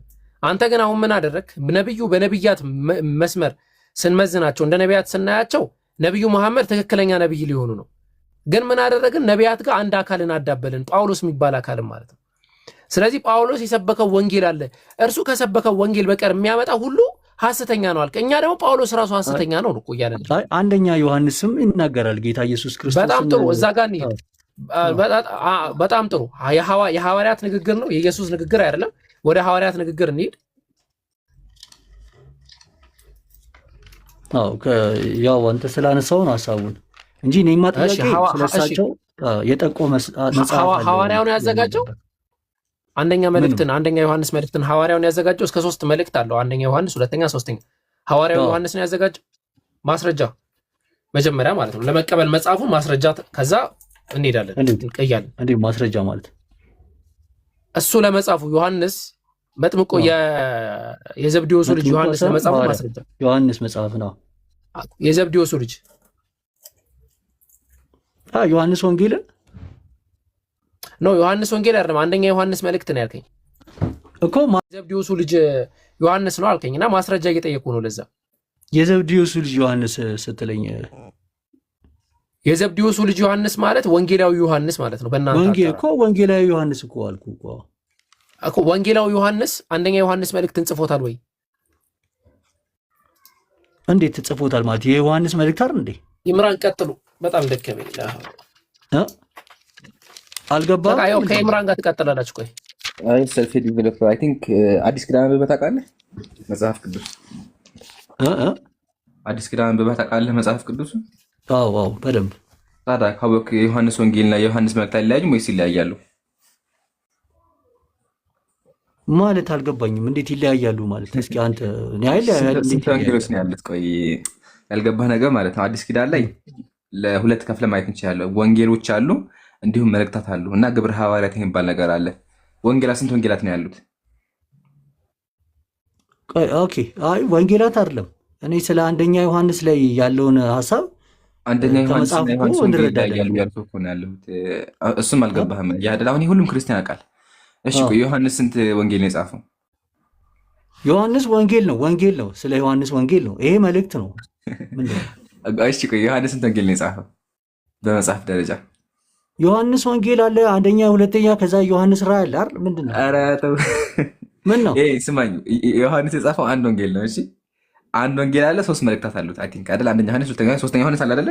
ቼክ ላድርገው እስኪ። ብቻ ግን ሁለት መልእክት አለው። ኦኬ። ስለዚህ አሁን ጥያቄያችን ምንድነው? ስንት ወንጌል አለ መጽሐፍ ቅዱስ ላይ? 4 ወንጌል። 4 ወንጌል። ማሻአላ። እሺ ከ4 ወንጌል አንደኛው ማን የጻፈው? ዮሐንስ አይደለ? ማሻአላ ጎበስ። እሺ ዮሐንስ ሌላ ስንት መልእክት ጽፏል? 3 መልእክት። ማሻአላ። አሁን ጥያቄያችን እነዚህን 3 መልእክቶች ዮሐንስ ለመጻፉ ማስረጃ ምንድነው ነው? አይ አሁን በደንብ እየገባህ ነው ጎበዝ ልጅ እኮ። ዮሐንስ የነበረ ከጌታ ኢየሱስ ክርስቶስ ማለት የቅርብ አብሮት የነበረ እንደዛ በነገርህ ማን ነው ስጠኝ። መጽሐፉ ራሱ የትኛው ቦታ ላይ? ዮሐንስ ወንጌል ላይ። ኧረ እኔም ማውራ ስለ ዮሐንስ ወንጌል አይደለም፣ ስለ ዮሐንስ መልእክት ነው። ምን ነው ሰልፍ ዲቨሎፐር? የዮሐንስ ወንጌል ሌላ መጽሐፍ ነው፣ የዮሐንስ መልእክት ሌላ መጽሐፍ። አሁን እያወራሁ ያለው ስለ ዮሐንስ ወንጌል ሳይሆን ስለ ዮሐንስ መልእክት ነው። አሉ ፕሊዝ፣ የዮሐንስ ወንጌል የዮሐንስ መልእክትን ዮሐንስ መጽሐፉ እኮ ስለ ሕይወት ቃል ይላል። አንደኛ ለምሳሌ ዮሐንስ ስለ ሕይወት ቃል ከመጀመሪያ የነበረውንና የሰማነውን በዓይኖቻችን የተመለከትነውን ብሎ ይናገራል ዮሐንስ። ይሄን የሚናገረው ማን ነው? እንዴት ይሄን የሚናገረው? ይሄን እንደዛ እያለ ስለ ሕይወት ቃል ከመጀመሪያ ነበር የሰማነውን እያለ እየተናገረ ያለው ማን ነው? መልእክቱ የዮሐንስ ነው እንዴ? ማስረጃ ዮሐንስ መልእክት ይላል። የት ነው ዮሐንስ የሚለው? ያሳየኝ። የት ነው ዮሐንስ የሚለው? የትኛው ቦታ ላይ? ቁጥሩን ንገረኝ። ምኑን? ቁጥሩን ንገረኝ። የዮሐንስ መልእክት የሚልበትን። አንተ ራሱ ጥያቄ ይገባ አይመስለኝም። ይቅርታ በእናትህ። ወላሂ ዮሐንስ ወንጌል ዮሐንስ መልእክት ይላል እንዴ? የዮሐንስ መልእክት ይላል እኮ።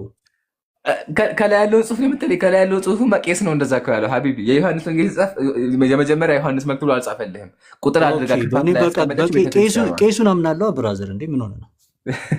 በቃ ቄስ እንደምታምኑ አየህ። ትቀልዳለህ። የዮሐንስ ወንጌል ዮሐንስ ለመጻፉ ቄስ የጻፈው መጽሐፌን እንትን ልትል ነው። ጥያቄ ልጠይቅህ። ቆይ እኔ ልጠይቀው። ኧረ ለምን እኔ ነኝ የምጠይቀው? ቆይ የአሁኑ ፖይንት ላይ ለምን አልተቀበላችሁትም አይደል የሚለው እኔ ልጠይቀው። ሰልፍዬ ቆይ አንዴ ቆይ እኔ ልጠይቅህ። ገና እንዴ የመጽሐፉ ርዕስ እየተቀያየራችሁ አትምጡ። እኔ ልጠይቅህ። ነብዩን ለምን አልተቀበላችሁትም ይላል። ቀጥሉ በቃ ግን አንዴ ከቁራናችሁ ላይ ነው የምጠይቀው። ከቁራን ኧረ እኔ ያልሆንኩም። አይ ተቀያየራችሁ። እንደገና ደግሞ ቄስና ማለት ሌላ እንትን ውስጥ ገባ። ብራዘር አይ ወላሂ ስሜታን ከሀቢቢ አንድ ችግር አንዴ ረጋ በል እሺ። አንዴ አቡኪ አወራ ተቀጥላል። አቡኪ አንተ አስበው ነው እያወራህ ያለው። በቃ ዋና ቄስ ከተለው ቄሱን ተከተል ከፈለግ ግን የዮሐንስ ወንጌል ኢላ የውሚል ቂያማ ተከተሉ። በቃ ተከተል። ለዛ ነው ችግር የለም። ግን አንድ ነገር ልንገርህ። ኢላ የውሚል ቂያማ የዮሐንስ ወንጌልን የራእይ መጽሐፍን የዮሐንስ መልእክትን ዮሐንስ ለመጻፉ ምንም አይነት ማስረጃ የላቸውም። እንዳውም የራእይ መጽሐፍ ብትመለከት የተወገዘ ሊቃውንቶች ቄሶቹ ራሱ ይሄማ የሰይጣን መጽሐፍ ነው ብለው ሰው እንዳያነቡ የከለከሉት መጽሐፍ ነው። ኤኒዌይ መጽሐፉ በጣም ለመቀበል ስለሚከብድ ነው። ቄሶቹ የምትከተል ከሆነ ቄሶቹም እኮ እንደዛ ብለዋል። የሰይጣን መጽሐፍ ይከብዳል። መጽሐፉ በጣም ይከብዳል። ሰው ግን እንደ ግዴታ ደግሞ ማወቅ ስላለብን መጽሐፍ ቄሶቹ ትቀበላለህ? ምንም የማልቀበለው ነገር የለም። መጽሐፍ ቅዱስ ቄሶቹ የምትቀበል ከሆነ ቄሶቹ የዮሐንስ መልእክት መነበብ የለበትም። ማንም ሰው እሱ እንዳያነብ እኮ አልኩህ እኮ። በጣም ይከብዳል። ሰው ምንድነው ለመቀበልን ለመስማት ራሱ ይከብድ ነው። ዮሐንስ ራእይ በጣም ይከብዳል። አታንብቡት ነው አታንብቡት። ጭራሽ ይሄ ሰይጣናዊ መጽሐፍ ነው ያሉት። ሰይጣናዊ መጽሐፍ ነው ብለዋል። ሰይጣናዊ መጽሐፍ ነው አታንብቡት። አይ ችግር የለውም። እኔ ፕሮቴስታንት ነኝ። መጽሐፍ ቅዱስ በደንብ ነው ማለት ነው። ቄሶቹ ይቀበላል አካል እንዲሆን አንተ እንዴ በደንብ ነው የምቀበለው። እንዴ ቄሶች የምትቀበል ከሆነ ቄሶቹ መጽሐፉ የሰይጣን መጽሐፍ ነው እንዳታነቡት ብለዋል። የሰይጣን መጽሐፍ አይደለም ሐሳቡ እንደሱ አሉ። ቄሶቹ እንደዛ አሉ። ቄሶቹ ይሄ መጽሐፍ እንዳይነበብ አሉ። ኦኬ በቃ ተሳስተው ሊሆን ይችላል እነሱ። ስለዚህ የምትከተለው የሚሳሳትን ሰው ነው ማለት ነው። ጎበዝ። አንደኛ ጥያቄ። አሁን ሁለተኛ ጥያቄ ደግሞ አንተ መጽሐፍ ቅዱስ ብቻ ላይ የምትለው ጠያቂው እኔ ነበርኩኝ። ወደ እናንተ ችግር የለውም። መጽሐፍ ቅዱስ ብቻ ላይ የምትለው አንተ መጽሐፍ ቅዱስ ብቻ ላይ የምትለው አይደለ? ምን አልከኝ? መጽሐፍ ቅዱስ ብቻ የምትለው ሶላ ስክሪፕቸር አይደለ? አንተ ምን አልከኝ? መጽሐፍ ቅዱስ ብቻ ብለህ የምታምን ሰው አይደለ? ጴንጤዎች እንደዛ ነው የሚያምኑት። ኦኬ ምንድን ጥያቄው? ግን እኔ ነበር መጠየቅ የነበረብኝ። ነብዩ ለምን አልተቀበላችሁ? ችግር የለውም። አይ በቃ ይቅርብህ። ግን አሁን እዚህ ጋር እናሳይ የፈለግነው ፖይንት መሰለህ የዮሐንስ ወንጌል አልጠይቅም አላወራም። ትጠይቃለህ። ቋን ላጠቃለሁ። ይሄን አንዴ እሺ፣ ትቀጥላለህ። ላጠቃለሁ እንዴ መሰለህ። አሁን ሰልፍ እንትን አዳምጠኝ በደንብ። አሁን እኛ እያልን ያለ ነው የዮሐንስ ጸሐፊ አይታወቅም ስለ ቄስ እከተላለሁ አልከኝ። አንደኛ አንተ መጽሐፍ ቅዱስ ብቻ ብለህ የምታምን ሰው ነህ። አየህ፣ ስለዚህ እምነት ጋር ይጋጭብሃል። ቄሶች የምትቀበል ከሆነ ችግር ውስጥ ትገባለህ። ለምን ጴንጤዎች ሲመሰረቱ ራሱ መሰረታቸው ምንድነው? ከአምስቱ ሶላዎች አንደኛው ሶላ መጽሐፍ ቅዱስ ብቻ የሚል ስለሆነ አንደኛ። ሁለተኛ ደግሞ ቄሶች የምትቀበል ከሆነ ቄሶች ምሳሌ እነ አውሳቢዎስ ብትመለከታቸው ቃል በቃል ይሄ መጽሐፍ እንዳይነበብ ከልክለዋል። ስለዚህ ቄሶቹን መከተል አለበት። ጨርሻለሁ። አቡኪ ጨመርለትና ከዛ ይጠይቅ። ኦኬ ጀዛከላ። አይ ዋናው ነጥብ ምንድን ነው? ሰልፍ ያው ኦፌንሲቭ ሆንክ እንጂ እኔ በመሀል የገባሁትበት ምክንያት የመጽሐፎቹ ርዕስ ላይ መጀመሪያ ላይ የተቀመጡ ነገራቶች በኋላ ላይ የተጨመሩ ነገራቶች ናቸው መሰረቱ ማለት ነው። የመጽሐፉ ዋና አንድ አካል አይደሉም። እና ለዛ መጽሐፍ ጸሐፊ አረጋግጥ ስትባል አይ ርዕሱ ላይ ስለተጻፈ ልክ እንደዚህ ማለት ነው። አሁን እዚህ ጋር የኦርቶዶክስ መጽሐፍ ነው መጽሐፈ ሳሙኤል ቀዳማዊ ይላል። ልክ ርዕሱ ላይ ስለተጻፈ የጻፈው ያ ነው ማለት ነው። በጣም ጥሩ። መጽሐፈ ሳሙኤል ቀዳማዊ ይላል። አሁን ለምሳሌ ቆይ መጽሐፈ ዜና መዋዕል ይላል። ዜና መዋዕል ነው የጻፈው ማለት ነው አይደለም። እሺ ርዕሱ በኋላ ላይ የተሰጠ ነው። ይሄ ገብቶ የተጻፈ ነገር ነው። ዘጸአት ይላል። ዘጸአት ነው የጻፈው ማለት ነው። ዘዳግም ይላል የተደገመ። ዘጸአት ስለ መውጣት የሚያወራ ነው። መውጣት እንደማለት ነው። መውጣትን የጻፈው ማለት ነው አይደለም። እሺ ርዕሱ በቃ ርዕሱን የጻፉ አካላቶች ናቸው። ችግር የለውም። ወንጌላት ታስረዳኝ ነው። እኔ ጥያቄ ካለ እንጠያይቅ ምናምን ችግር የለውም። እሱ ችግር የለውም። ቀጥል በቃ ችግር የለውም። ሰልፍዬ ሌላ ጊዜ አጥንበት። አሁን ቀጥል። ጥያቄ ማቅረብ ትችላለህ። ኦኬ አይ ቴንክ ዩ ስለ ምክራችሁ አመሰግናለሁ። ግን በቃ በጣም እናንተ ናችሁ የሳሳታችሁት። ችግር የለውም። አንተ እኮ ማስረጃ ማቅረብ ያልቻልከውና በቄሶች አምናለሁ ያልከው ተው እንጂ ቀጥል። ለማንኛውም ኦኬ እሺ፣ ከቁርአናችሁ ላይ ነው እኔ የምቀጥለው። የመጀመሪያው ሀሳብ ምንድን ነው? ነቢያችሁ መሐመድ ሴጣን ሲመጣ የሰሙት ድምፅ አለ። ምን አይነት ድምፅ ነበር የሰሙት? ማለት መልአኩ ሲመጣ የሰሙት የቤል ድምፅ አለ። የቤል ድምፅ የሴጣን ቁርአን ላይ የትኛው እንደዚህ ንገረኝ እስቲ። ቁርአን ላይ እንደዚህ ምን አንብቤ አላውቅም ወላሂ። ኦኬ እንደዚህ አይነት ነገር የለም ወላሂ የለም ቁርአን ላይ። ኦኬ ኦኬ ሐሰተኛ ነብይ በምን አይነት ሞት ይሞታል ብለው ነው የተናገሩት ነብያችን መሐመድ? ቆይ አንዴ መጀመሪያ ደውሉን ጨርስልኝ። አሁን ደውሉ ቁርአናችሁ ስላከን ማስረጃ ቀበልኝ። ከቁርአናችሁን የማሳቢያ ስዝት ነበር አይደለ? ከቁርአናችሁ ወይ ከሌላ ከሱራ ላይም ሊሆን ይችላል፣ ችግር የለውም። እሱ ሱራ ማለት እኮ ምዕራፍ ማለት ነው። ሱራ ማለት ሌላ ቁርአን አይደለም። ኧረ አላህ ሱራ ማለት ቁርአን ውስጥ ያለ የቁርአን ምዕራፍ ማለት ነው እንጂ ሌላ መጽሐፍ ማለት አይደለም። ኧረ ወይኔ እሺ ኦኬ እኮ በደንብ ስለማላውቀው ነው እኔ እናንተን እኮ እንትን አላውቅም እኮ ታዲያ የማታውቀው ከሆነ እኮ እሺ አንዴ ችግር የለውም። አንተ ቅድም ስትይ ነበር ከመጽሐፋችሁ አመጣለሁ ነበር ስትይ ነበረው እኮ አውቃች መጣሁ። እሺ አንዴ የታገሰኝ። እሺ ለመጠየቅ ከሚል ንባብ ግን ወጣችሁ በአላህ ፍቃድ ሐቅን ለማግኘት ወደሚል ንባብ ነው። እሺ እኔ ወላሂ ሐቂቃ ባይብል ይሄንን ባይብል ሳነብ ይሄንን ባይብል ብቻ አይደለም እነዚህን መጽሐፍቶች ገድላትን ሳነብ ለመጠየቅ ብዬ አይደለም የማነበው። ብዙ የክርስትና መጽሐፍቶች አሉኝ ግን ለመጠየቅ ብዬ አላነብም። ሌሎቻችንም እንደዛ እናደርግም እና ለመጠየቅ ብላችሁ አታንብቡ ፕሊዝ። በቃ አሁን አይታችኋል። አሁን ምንም የማያውቀውን ነገር በቃ አንድ ጠይቄ መጥቼ አንድ አይቼ መጥቼ ልጠይቅ ኖ ምን ማለት ነው? አያስኬድም። ኢንሻአላህ ኦኬ ኤክስፔክትን ነበር እንደሚወጣ ወጥቷል። እሺ ኢብሩ እንዴት ነው? አንድ ሁለት ክርስቲያን ካለ ከዚህ በኋላ እናስተናግድ። ከሰማይ በታች የተሰኘው መጽሐፋችንን በአላህ ፍቃድ አላህ ካለ ረመዳን 16 ወይ ረመዳን 17 ላይ ኢንሻአላህ በሰፊው የምናስመርቅ ይሆናል። ፕሮፋይል አድርጉ፣ ቴሌግራም ላይ ታገኛላችሁ። ፕሮፋይል በማድረግ በየኮሜንቱ መጽሐፍ ለማዳረስ ሞክሩ ኢንሻአላህ። እስቲ እንደዛ ይሻላል አይደል ኢምራን? የተወሰነ ክርስቲያን ካገኘን ክርስቲያኖች ካላችሁ እንትን ማለት ትችላላችሁ። ካልሆነ ግን ሰዓትም እየሄደ ስለሆነ እስቲ ይሁን እንትን እናደርጋለን። አይ ኢንሻአላህ አንድ ሰዓት ከዚህ በኋላ ስላለ ቢያንስ 30 ደቂቃ መጠቀም ስለምትል አለና እሺ እንትን ክርስቲያን ካለ አስገቡለት። ኢምሩ መቀጠል ትችላለህ። ኸይር ያው ጀማዓተል ኸይር ማታ ፕሮግራም ስንጀምር መታችሁ ጠይቁን እንጠይቅ እንዳትሉ። ያው ቤታችን ክፍት ነው። ነብዩን ለምን አልተቀበላችሁም? ነብዩ ሰለላሁ ዐለይሂ ወሰለም የፈለጋችሁትን ነገር አንሱ። እኛ ደግሞ ንጹህ የሆኑ ነብይ ትክክለኛ ነብይ እንደሆኑ በእናንተ መጽሐፍ በእኛም መጽሐፍ እናረጋግጥላችኋለን። ያው ቤታችን ክፍት ነው። ግቡና ሞግቱ። የቅድሙ ልጅ ካለ በቃ ተመለስና እኛ እናግዝሃለን። ግን ስትጠይቁ እውነትን ለመፈለግ ለማወቅ ብላችሁ ይሆን እንጂ ለክርክር አይሆን። ለክርክር ከሆነ አካሄዱ ትክክል ስለማይሆን ማለት ነው። ጥያቄ ያለው ካለ ኮሜንት ላይ አንድ ቁጥር ጻፉ። አንድ ቁጥር ጻፉልኝ።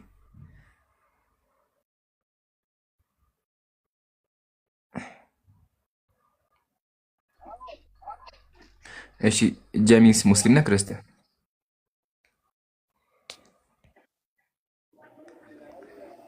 ይሰማሃል? ጄምስ ወረደ። ኦኬ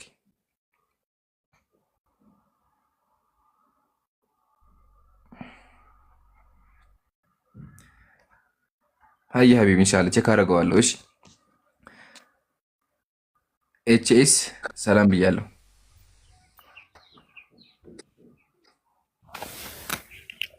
ሰላም አለይኩም። እኔ ጥያቄ የለኝም፣ እንደዚህ ለሰላምታ ነው የገባሁት።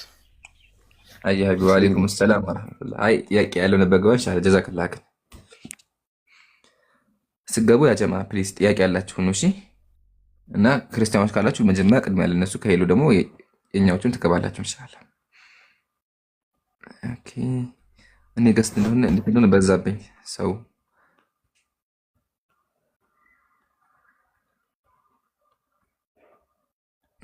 ጥያቄ የለም።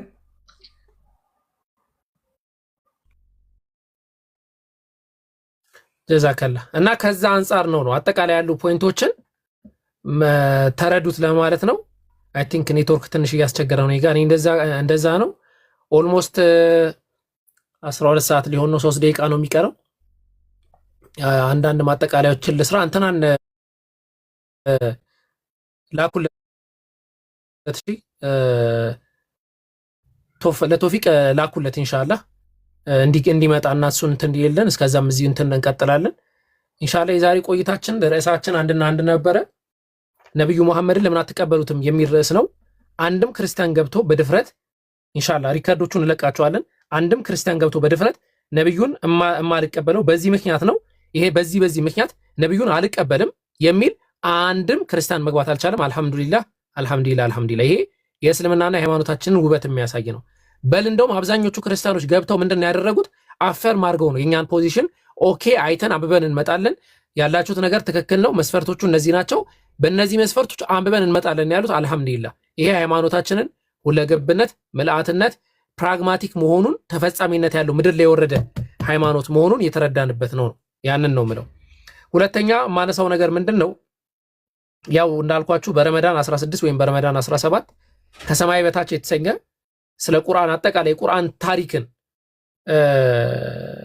የሚዳስስ የቁርአን አጻጻፍን የቁርአን ናሲኽና መንሱኹን የቁርአንን ሚኒንግ ቁርአን ውስጡ ምንድነው ያቀፈው እንዲሁም የቁርአን ቂራአትን እንዲሁም የቁርአን አህሩፍን ያቀፈ መጽሐፍ ይኖርናል። በቂራአት ዙሪያ በተለይ 50 የቂራአት ልዩነቶችን ከነማብራሪያ አስፈሯል። ከ50 በላይ አይ ቲንክ ከ50 በላይ የቂራአት ልዩነቶችን ከነማብራሪያ አስፈሯል።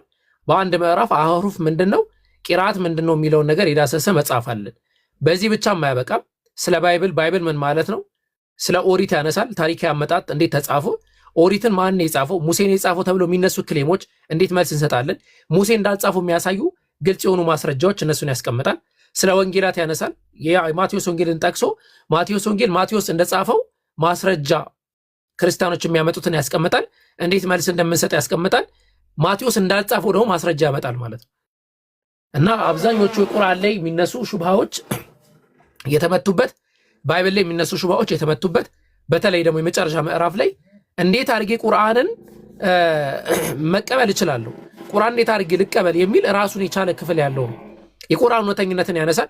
ሂስቶሪካል የቁርአን ተአምርን ያነሳል። በጣም የሚገርም ፓርት፣ በጣም ከመጽሐፉ ትንሹ ፓርት የመጨረሻው ክፍል ከሚያነቡትና ከሚጠቀሙት አድርገን ያው በጣም ወሳኝ ርዕስና ጀማዓት ለኸይር ቂራአት ላይ እያንዳንዱ ሹብሃ መልሶ የቁርአን አቀራር ሂስቶሪካሊ እንዴት እንደመጣ በደንብ ካብራራ በኋላ በክርስትናም ደግሞ ያለውን ሐሳብ የሚመታ ስለሆነ በጣም ወሳኝ መጽሐፍ ነው። አላህ አንብበው ከሚጠቀሙት ያደርግ። ዋናው ነገር ስለሆነ ማለት ነው ኢንሻአላህ። ስለዚህ ሁላችሁም በደንብ አጋችሁ አሰራጩት። ዋናው ዓላማችን ወገኖቻችን ስለ እስልምና ስለ ቁርአን እንዲያውቁ ስለሆነ ይሄን ነገር በደንብ ማሳጠት አለበት። ይሄን ለማድረግ ደግሞ የሁላችንም ትብብር ያስፈልጋል። ስለዚህ ማስታወቂያ በደንብ ስሩ። ምን በማድረግ ፕሮፋይል በማድረግ ቪዲዮዎችን በቁርአን እያደረጋችሁ በመልቀቅ ስቶሪ በማድረግ እንዲሁም በቃልም ኮሜንት ላይ እንደዚህ ከሰማዕታችሁ በመጻፍ በደንብ አሰራጩት። ጀዛኩሙላሁ ኸይር ጀዛ። አላህ አጅሩን ተከፋዮች አድርገን ሁላችንም ማለት ነው። ቀጥሉ ኢንሻአላህ።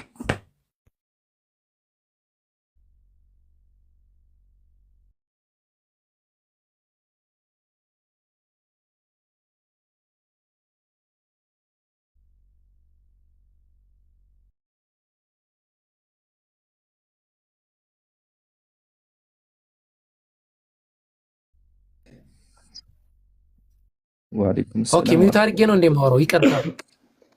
አይ እናት ዛህሩ ሐሳብ ካለሽ አውሪ ብያት የለችም ማለት ነው እያልኩኝ ነው። ለካ ሚውት አድርጌ ነው። ሐሳብ ካለሽ አውሪና ኢንሻአላህ አጭር ሰዓት ትላለን፣ ወደ ቁርአኑ እንሄዳለን። ቶፊቅም ሲመጣ እሱ ይቀርበናል ኢንሻአላህ። ሰላም አለይኩም ወራህመቱላሂ ወበረካቱ። እንዴት ናችሁ? እንዴት ዋላችሁ? ወአለይኩም ሰላም ወራህመቱላሂ ወበረካቱ። ረመዳን الله يحفظكم። رمضان እንዴት ነው? ሁሉ ሰላም ኢንሻአላህ። الله يحفظكم። ሁላችንም ጾማችንን አላህ Subhanahu Wa Ta'ala ይቀበለን፣ ቂያማችንን ይቀበለን፣ ቂራአችንን አላህ ይቀበለን ኢንሻአላህ። አላህ ከወደደላችሁ ባሮች ያድርገን። ለአዚዞ ጊፍት ስጡት። ጊፍት ያላችሁ ባረከላሁ ፊኩም። እዚህ ቁጭ ያለው እንትን የሆነ ጊፍት ሰጠ ነው ለልጆቹ ዳቦ ምናምን ለመግዛት ነውና ስጡት። ባረከላሁ ፊኩም። በተረፈ እንደተባላችሁት ነው እንግዲህ መጽሐፉን ሁላችንም በጉጉት እየጠበቅን ያለ ነው እና ሁላችሁም ፕሮፋይል አድርጉ። ቴሌግራም ላይ የኢምራን ቻናል ላይ ማለ፣ የአቡበከር ቻናል ላይ ማለ፣ የነቢያት መንገድ ላይ ሁሉም የኔም ቻናል ላይ ያለ ሁሉም ቦታ ላይ ፖስት አድርገናል እና እዛ ላይ ዳውንሎድ ማድረግ ትችላለህ። እዚሁ ራሱ አቡበከር ቻናል ላይ እዚሁ ቲክቶክ ላይ ራሱ ወደ ውስጥ ስትገቡ ፖስት አለ የፖስተው፣ እዛ ላይ ዳውንሎድ አድርጋችሁ ራሱ ፖስት ማድረግ ትችላላችሁ፣ ፕሮፋይል ማድረግ ትችላላችሁ። ብቻ በደንብ አድርጋችሁ ማስታወቂያ ስሩ። እንደገና ላይቮች በደንብ ብዙ የሚሆንበት እነዚህ ጌም የሚጫወቱበት ቦታ ምናምን ይዛ ትሄዳላችሁ ያስባለሁ እኔ ትሄዳላችሁ ብዬ አስባለሁ። እና የምትሄዱ እዛ ጻፉ ከሰማይ በታች የሚለውን መጽሐፍ የሆነ በማስታወቅ ደረጃ ሁላችሁም የበኩላችሁን ተዋወጡ። እንደገና ደግሞ ቻናል ካላችሁ ዩቲዩብ ካላችሁ የትኛውም ቦታ ፖስት ማድረግ ይቻላል። ፎቶ ራሱ ፖስት ማድረግ ይቻላል ዩቲዩብ ላይ ራሱ እና ዩቲዩብ ላይ ገብታችሁ ሁላችሁም የምትችሉትን ያክል እንድታደርጉ በአክብሮት እንጠይቃለን። እና አላህ ሱብሓነሁ ወተዓላ ያሐፍዝኩም ጀዛኩሙላሁ ኸይር። እነሱንም አላህ ኢኽላሱን እንዲሰጣቸው መጽሐፍ ቀላል አይደለምና አላህ ኢኽላስ እንዲሰጣቸው የጀነት መግቢያ መንገድ እንዳደርግላቸው የጻፉት መጽሐፍ ደግሞ የሂዳያ ሰበብ እንደሆነላቸው ለሁሉም ተሰራጭቶ የተሻለን ነገር እንዳመጣላቸው ብቻ የምትችሉትን ዱዓ አድርጉላቸው። በዚህ ረመዳን ዱዓ ኢንሻአላህ መቅበል የሚሆንበት ጊዜ ነው። ጾም ከማፍጠራቸው በፊት የምትችሉትን ያክል ዱዓ አድርጉላቸው። አላህ እንዲያሳድጋቸው ከፍ ያለ ደረጃ አላህ እንዲሰጣቸው ዱዓ አድርጉላቸው። ባረከላሁ ፊኩም። አላህ ይሐፍዝኩም። ሰላም አለይኩም።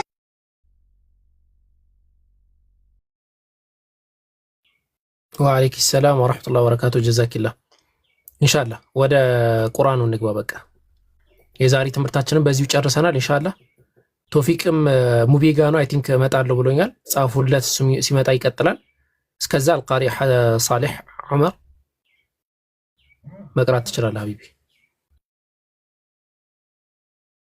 ሰላም አለይኩም ወራህመቱላህ። የቱ ጋር ነው ያቆማችሁት ሀቢቢ? ወአለይኩም ሰላም ወራህመቱላሂ ወበረካቱ። አይ ዝም ብለን እየቀራን ያለ ነው። አይ ቲንክ እዚህ ዊርድ እንትና ብቻ ነው ቶፊቅ ብቻ ነው ያለው። እኔም አላስታውሰውም። ዝም ብለን እየቀራን የተመቸን ቦታ መቅራት ትችላለህ ወይ የራስህን መቀጠል ትችላለህ። تمام.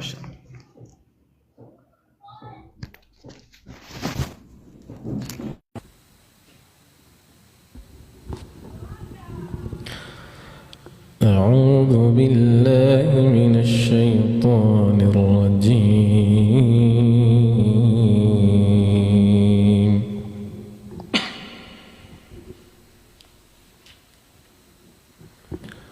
الله لا إله إلا هو ليجمعنكم إلى يوم القيامة لا ريب فيه ومن أصدق من الله حديثا. فما لكم في المنافقين فئتين والله أركسهم بما كسبوا أتريدون أن تهدوا من أضل الله ومن يضلل الله فلن تجد له سبيلا. ودوا لو تكفرون كما كفروا فتكونون سواء فلا تتخذوا منهم أولياء حتى يهاجروا في سبيل الله فإن تولوا فخذوهم واقتلوهم. حبيبي عندي تطرها.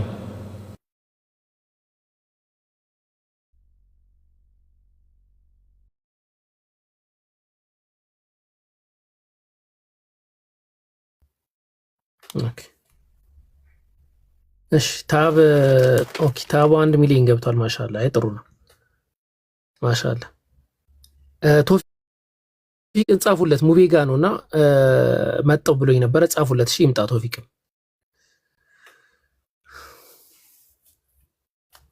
ኢንሻአላህ እኔ አልችልም አሁን መቅራት። ቀጥል ሀቢቢ ከመጣ ፋሃሚ የሚል አካውንት አለ ከታች አስገቡት። ኢንሻአላህ ኔትወርክ እንትን ብሎኛል። አስገቡት። ቀጥል አልቃሪ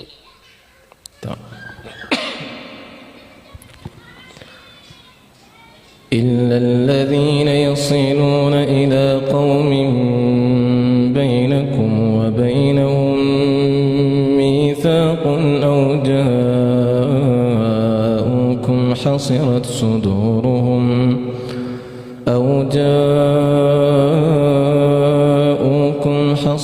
صدورهم أن يقاتلوكم أو يقاتلوا قومهم ولو شاء الله سلطهم عليكم فلقاتلوكم فإن اعتزلوكم فلم يقاتلوكم وألقوا إليكم السلم فما جعل الله لكم عليهم سبيلا ستجدون آخرين يريدون أن يأمنوكم ويأمنوا قومهم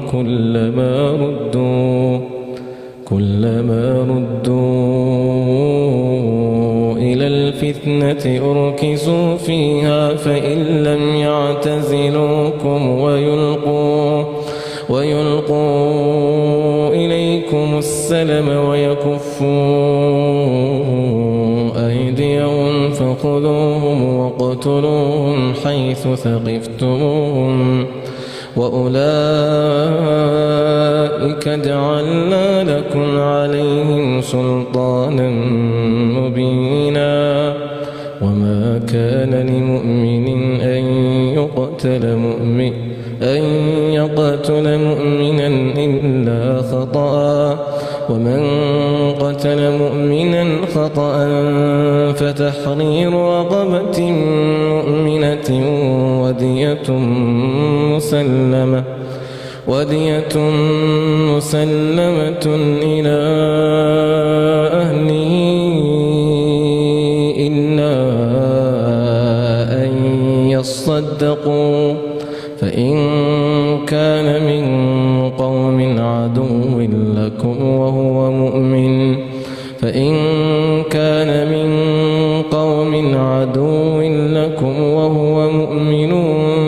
فتحرير رقبة مؤمنة وإن كان من قوم بينكم وبينهم ميثاق فدية مسلمة إلى أهله وتحرير رقبة مؤمنة فمن لم يجد فصيام شهرين متتابعين توبة من الله وكان الله عليما حكيما ومن يقتل مؤمنا متعمدا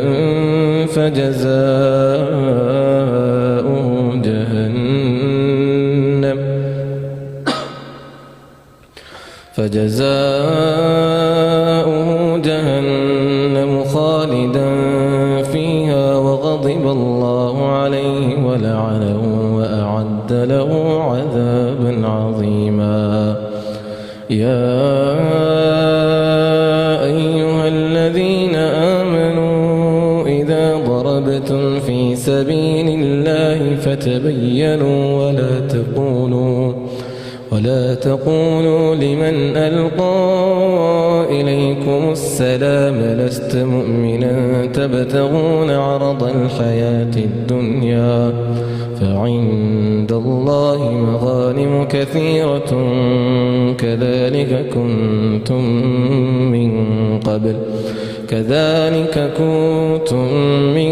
قبل فمن الله عليكم فتبينوا إن الله كان بما تعملون خبيرا لا يستوي القاعدون من المؤمنين غير أولي الضرر والمجاهدون في سبيل الله بأموالهم وأنفسهم فضل الله المجاهدين بأموالهم وأنفسهم على القاعدين درجة وكلا وعد الله الحسنى وفضل الله المجاهدين على القاعدين أجرا عظيما درجات منه ومغفرة ورحمة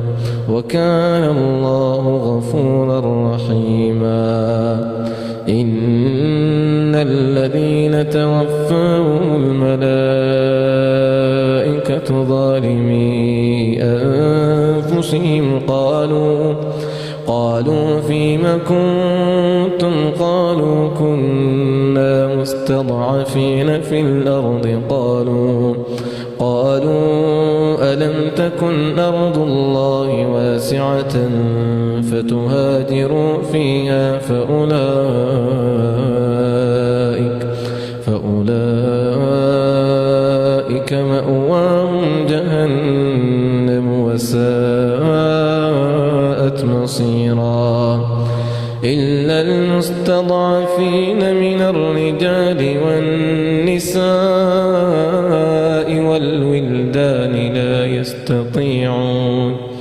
لا يستطيعون حيلة ولا يهتدون سبيلا فأولئك عسى الله أن يعفو عنهم وكان الله عفوا غفورا ومن يهاجر في سبيل الله يجد في الأرض مراغما كثيرا وسعة ومن يخرج من بيته مهاجرا إلى الله ورسوله ثم يدركه